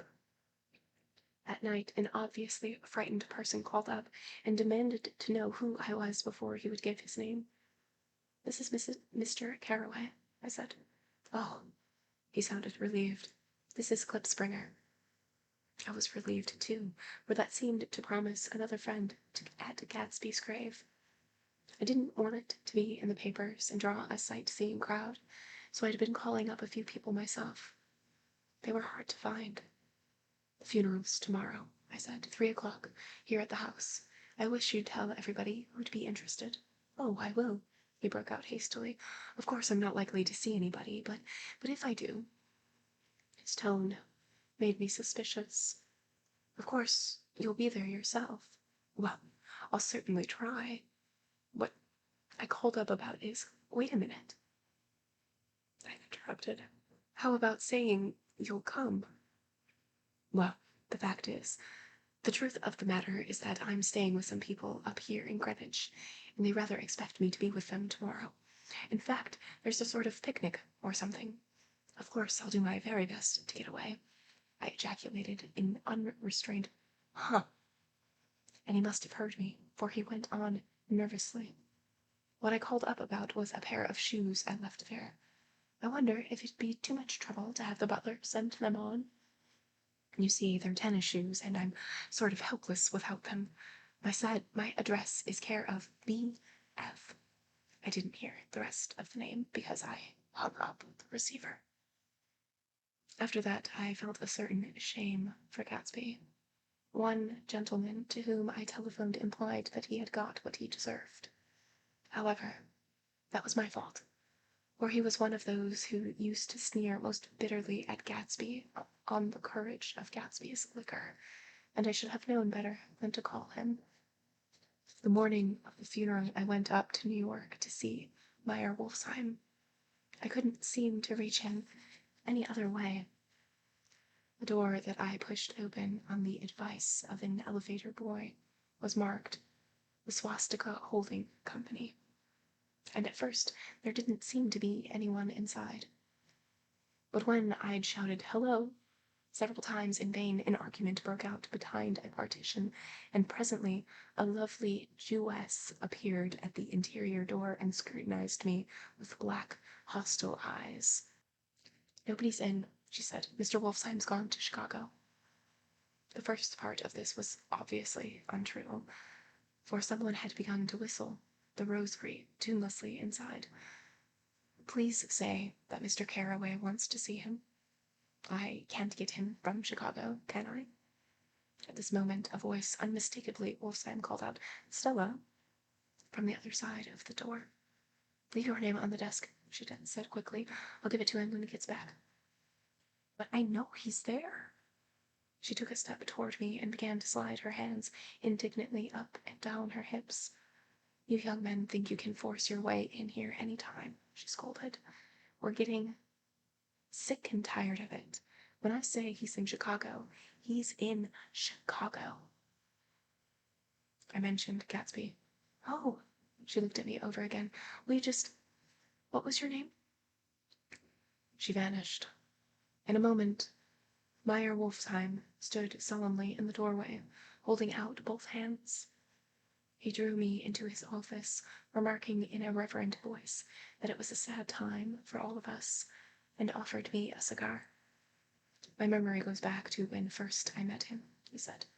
"A young major just out of the army and covered over with medals he got in the war. He was so hard up he had to keep on wearing his uniform because he couldn't buy some regular clothes. The first time I saw him was when he come into Wenner-Brenner's pool room at 43rd Street and asked for a job.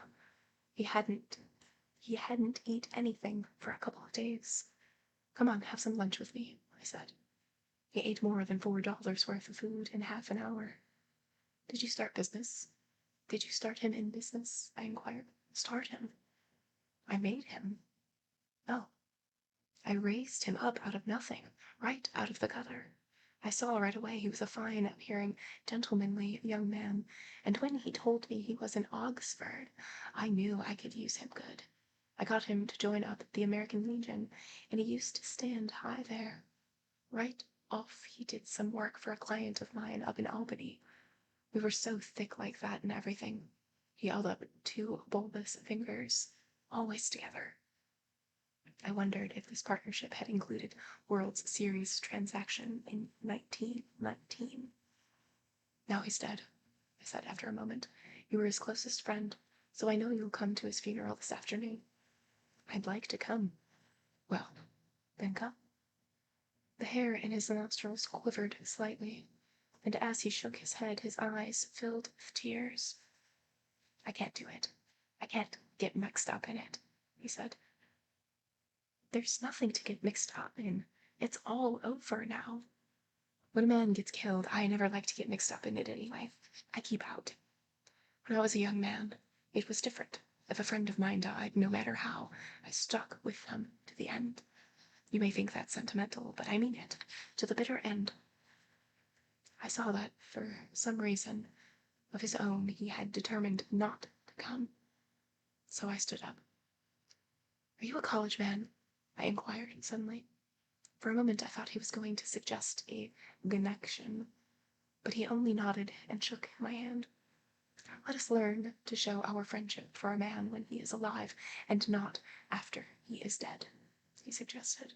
After that, my own rule is to let everything alone. When I left his office, the sky had turned dark, and I got back to West Egg in a drizzle. After changing my clothes, I went next door and found Mr. Gatz walking up and down excitedly in the hall. His pride in his son and in his son's possessions was continually increasing, and now he had something to show me. Jimmy sent me this picture. He took out his wallet with trembling fingers. Look here. It was a photograph of the house, cracked in the corners and dirty with many hands. He pointed out every detail to me eagerly. Look there, and then sought admiration from my eyes. He had shown it so often that I think it more real to him now than the house itself. Jimmy sent it to me. I think it's a very pretty picture. It shows up well. Very well. Had you seen him lately? He come up to see me 2 years ago and bought me the house I live in now. Of course, we was broke up when he ran off from home, but I see now there was a reason for it. He knew he had a big future in front of him. And ever since he made a success, he's very generous with me. He seemed reluctant to put away the picture. Held it for another minute, lingeringly, before my eyes. Then he returned the wallet and pulled from his pocket a ragged old copy of a book called Hopalong Cassidy. Look here. This is a book he had when he was a boy. It just shows you. He opened it at the back cover and turned it around for me to see. On the last flyleaf was printed the word schedule and the date September 12, 1909, and underneath, rise from bed, 6 a.m., dumbbell exercise and wall scaling, 6:15 to 6:30, study electricity, etc., 7:15 to 8:15, work, 8:30 to 4:30 p.m., baseball and sports, 4:30 to 5, practice elocution, pose, and how to attain it, 5 to 6, study needed inventions, 7 to 9. General resolves. No wasting time at Shafters or a name indecipherable. No more smoking or chewing. Bath every day. Read one improving book or magazine per week. Save $5, crossed out, $3 per week. Be better to parents. I come across this book by accident, said the old man. It just shows you, don't it? It just shows you. Jimmy was bound to get ahead. He always had some resolves like this or something. Do you notice what he's got about improving his mind? He was always great for that. He told me I ate like a hog once, and I beat him for it. He was reluctant to close the book, reading each item aloud and then looking eagerly at me. I think he rather expected me to copy down the list for my own use. A little before 3, the Lutheran minister arrived from Flushing, and I began to look involuntarily out the windows for other cars. So did Gatsby's father. And as the time passed, and the servants came in and stood waiting in the hall, his eyes began to blink anxiously, and he spoke of the rain in a worried, uncertain way. The minister glanced several times at his watch, so I took him aside and asked him to wait for half an hour. But it wasn't any use. Nobody came. About 5 o'clock, our procession of 3 cars reached the cemetery, and stopped in a thick drizzle beside the gate. First, a motor hearse, horribly black and wet. Then Mr. Katz and the minister and I in the limousine. And a little later, 4 or 5 servants and the postman from West Egg in Gatsby's station wagon, all wet to the skin. As we started through the gate into the cemetery, I heard a car stop, and then the sound of someone splashing after us over the soggy ground. I looked around. It was the man with the owl-eyed glasses whom I had found marveling over Gatsby's books in the library one night 3 months before. I'd never seen him since then. I don't know how he knew about the funeral, or even his name. The rain poured down his thick glasses, and he took them off and wiped them to see the protecting canvas unrolled from Gatsby's grave. I tried to think about Gatsby then for a moment, but he was already too far away, and I could only remember, without resentment, that Daisy hadn't sent a message or flower. Dimly I heard someone murmur, "Blessed are the dead that the rain falls on." And then the owl-eyed man said, "Amen to that," in a brave voice. We straggled down quickly through the rain to the cars. Owl Eyes spoke to me by the gate. "Couldn't get to the house," he remarked. Neither could anybody else. "Go on," he started. "Why, my God, they used to go there by the hundreds." He took off his glasses and wiped them again, outside and in. "Poor son of a bitch," he said. One of the most vivid memories is of coming back west from prep school and later from college at Christmas time. Those who went farther than Chicago would gather in the old dim Union Station at 6 o'clock of a December evening with a few Chicago friends, already caught up into their own holiday gaieties, to bid them a hasty goodbye. I remember the fur coats of the girls returning from Miss This or That's, and the chatter of frozen breath, and the hands waving overhead as we caught sight of old acquaintances, and the matchings of invitations.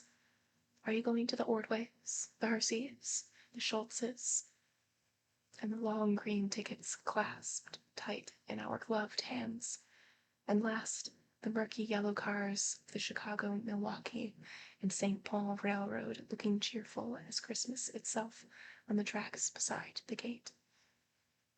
When we pulled out into the winter night, and the real snow, our snow, began to stretch out beside us and twinkle against the window, and the dim lights of small Wisconsin station moved by, a sharp wild breeze came suddenly into the air. We drew in deep breaths of it as we walked back from dinner through the cold vestibules, unutterably aware of our identity with this country for one strange hour before we melted indistinguishably into it again. That's my Middle West. Not the wheat or the prairies or the lost Swede towns, but the thrilling returning trains of my youth, and the street lamps and sleigh bells in frosty dark, and the shadows of holly wreaths thrown by lighted windows on the snow. I am part of that, a little solemn, but the feel of those long winters, a little complacent from growing up in the Caraway house in a city where dwellings are still called through decades by a family's name. I see now that this has been a story of the West, after all. Tom and Gatsby, Daisy and Jordan and I were all Westerners, and perhaps we possessed some deficiency in common which made us subtly unadaptable to Eastern life.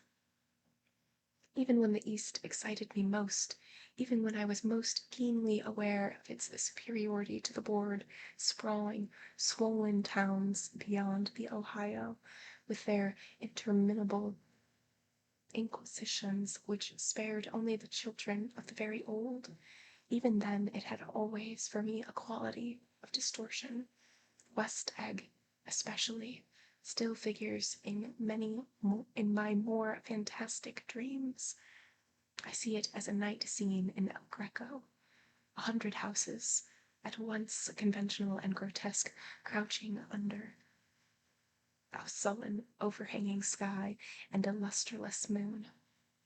In the foreground, 4 solemn men in dress suits are walking along the sidewalk with a stretcher on which lies a drunken woman in a white evening dress. Her hands, which dangles over the side, sparkles gold with jewels. Gravely, the men turn in at the house. The wrong house. But no one knows the woman's name, and no one cares. After Gatsby's death, the East was haunted for me like that, distorted beyond my eyes' power of correction. So when the blue smoke of brittle leaves was in the air, and the wind blew the wet laundry stiff on the line, I decided to come back home. There was one thing to be done before I left, an awkward, unpleasant thing that perhaps had better have been let alone. But I wanted to leave things in order, and not just trust that obliging and indifferent sea to sweep my refuse away. I saw Jordan Baker, and talked over and around what had happened to us together, and what had happened afterward to me, and she lay perfectly still, listening, in a big chair. She was dressed to play golf, and I remember thinking she looked like a good illustration, her chin raised a little jauntily, her hair the color of an autumn leaf, her face the same brown tint as the fingerless glove on her knee. When I had finished, she told me without comment that she was engaged to another man. I doubted that, though there were several she could have married at a nod of her head, but I pretended to be surprised. For just a moment, I wondered if I wasn't making a mistake. Then I thought it all over again quickly and got up to say goodbye. Nevertheless, you did throw me over, said Jordan suddenly. You threw me over the telephone. Don't give a damn about you now, but it was a new experience for me. I felt a little dizzy for a while. We shook hands. Oh, and do you remember, she added, the conversation we had once about driving a car? Why? Not exactly. You said a bad driver was only safe until she met another bad driver. Well, I met another bad driver, didn't I? I mean, it was careless of me to make such a wrong guess. I thought you were rather an honest, straightforward person. I thought it was your secret pride. I'm 30, I said. I'm 5 years too old to lie to myself and call it honor. She didn't answer. Angry and half in love with her and tremendously sorry, I turned away.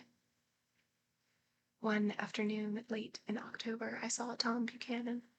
He was walking ahead of me along Fifth Avenue in his alert, aggressive way, his hands out a little from his body as if to fight off interference, his head moving sharply here and there, adapting itself to its restless eyes.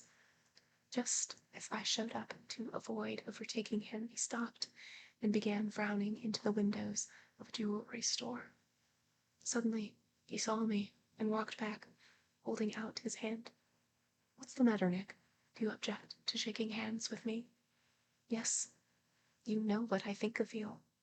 You're crazy, Nick, he said quietly. Crazy as hell. I don't know what's the matter with you. Tom, I inquired, what did you say to Wilson that afternoon? He stared at me without a word, and I knew I had guessed right about those missing hours. I started to turn away, but he took a step after me and grabbed my arm. I told him the truth, he said. He came to the door while we were ready to leave, and when I sent down word that we weren't in, he tried to force his way upstairs. He was crazy enough to kill me if I hadn't told him who owned the car. His hand was on a revolver in his pocket every minute he was in the house.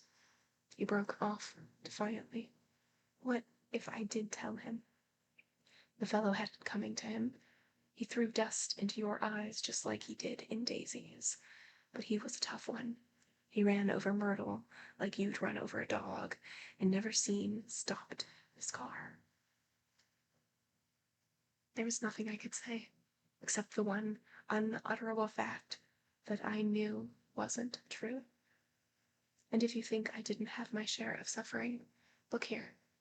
when I want to give up that flat, saw that damn box of dog biscuits sitting there on the sideboard, I sat down and cried like a baby. My God, it was awful.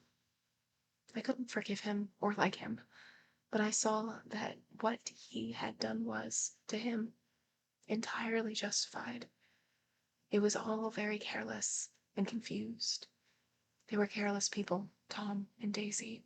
They smashed up things and creatures and then retreated back into their money or their vast carelessness or whatever it was that kept them together and let other people clean up the mess they had made. I shook hands with him. It seemed silly not to, for I felt suddenly as though I were talking to a child. Then I went into the jewelry store to buy a pearl necklace, or perhaps only a pair of cuff buttons, rid of my provincial squeamishness forever. Gatsby's house was still empty when I left. The grass on his lawn had grown as long as mine. One of the taxi drivers in the village never took a fare past the entrance gate without stopping for a minute and pointing inside. Perhaps it was he who drove Daisy and Gatsby over to East Egg the night of the accident, and perhaps he had made a story about it all his own. I wanted to hear it, and I avoided him when I got off the train. I spent my Saturday nights in New York, because those gleaming, dazzling parties of his were with me so vividly that I could still hear the music and the laughter, faint and incessant, from his garden, and the cars going up and down his drive. One night I did hear a material car there, and saw its lights stop at its front steps. But I didn't investigate. Probably it was some final guest who had been away at the ends of the earth and didn't know that the party was over.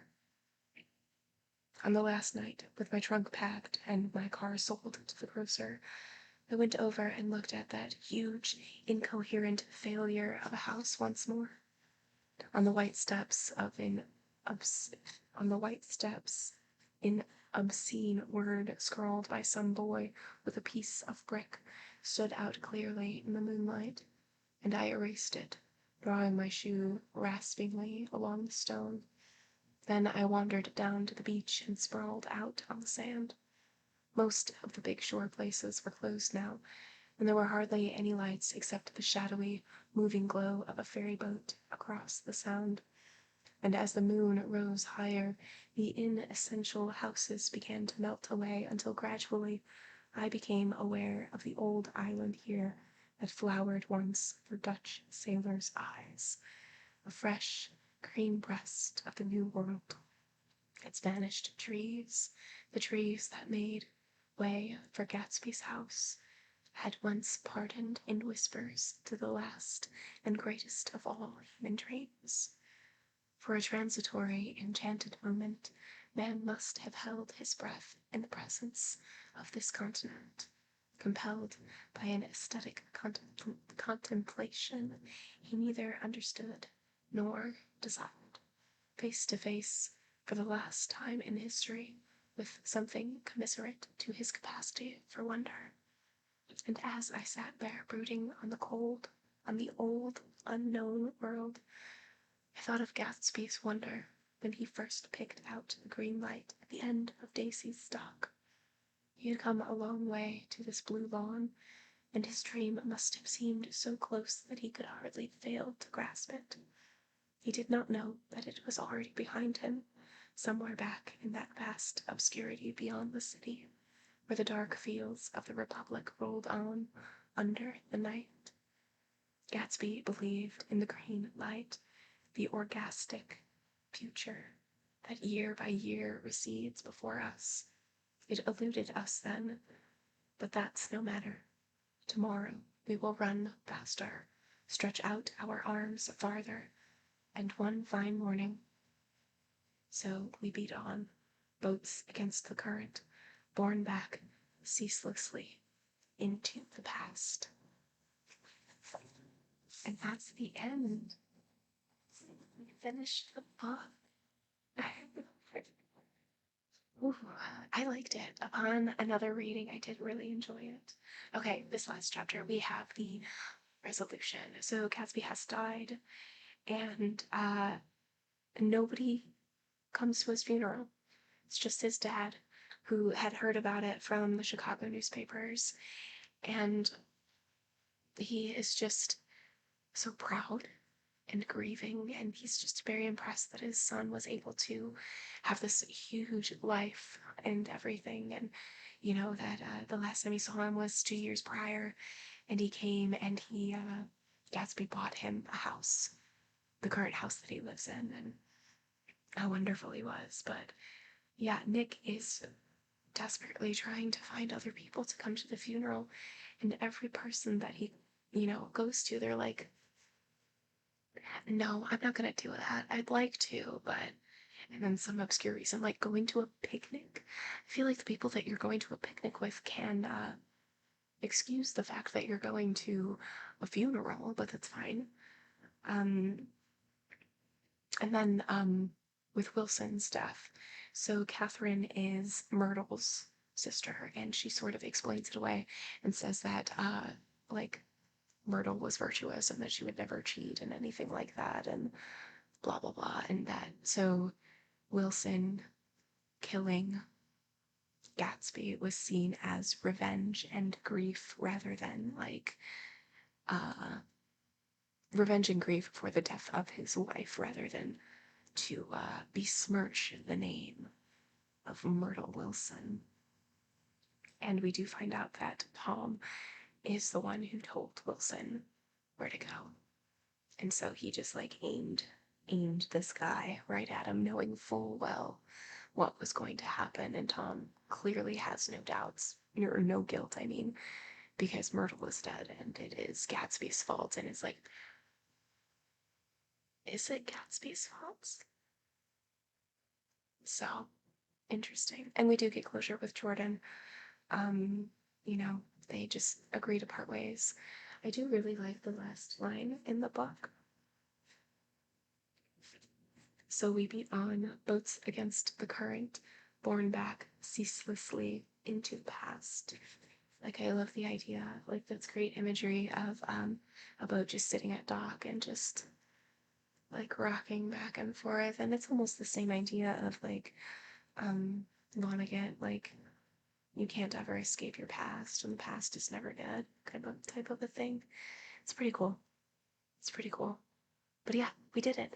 And we did our first whispered story, which I know there were times when it was less whisper and more just gentle speaking. Like right now is just more gentle speaking than an actual whisper, which is like this.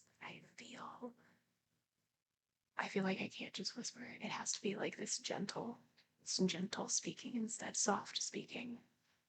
So, so yeah, that's it. We did it. We will be starting another one next week, and it will be determined by our patrons. Thank you all for being here. I hope you have a great rest of your evening. As always, whether you lurk, whether you chat, I 1000% appreciate you, and I 1000% appreciate your support. If I do not see you next time, I hope to see you very soon. Have a good one.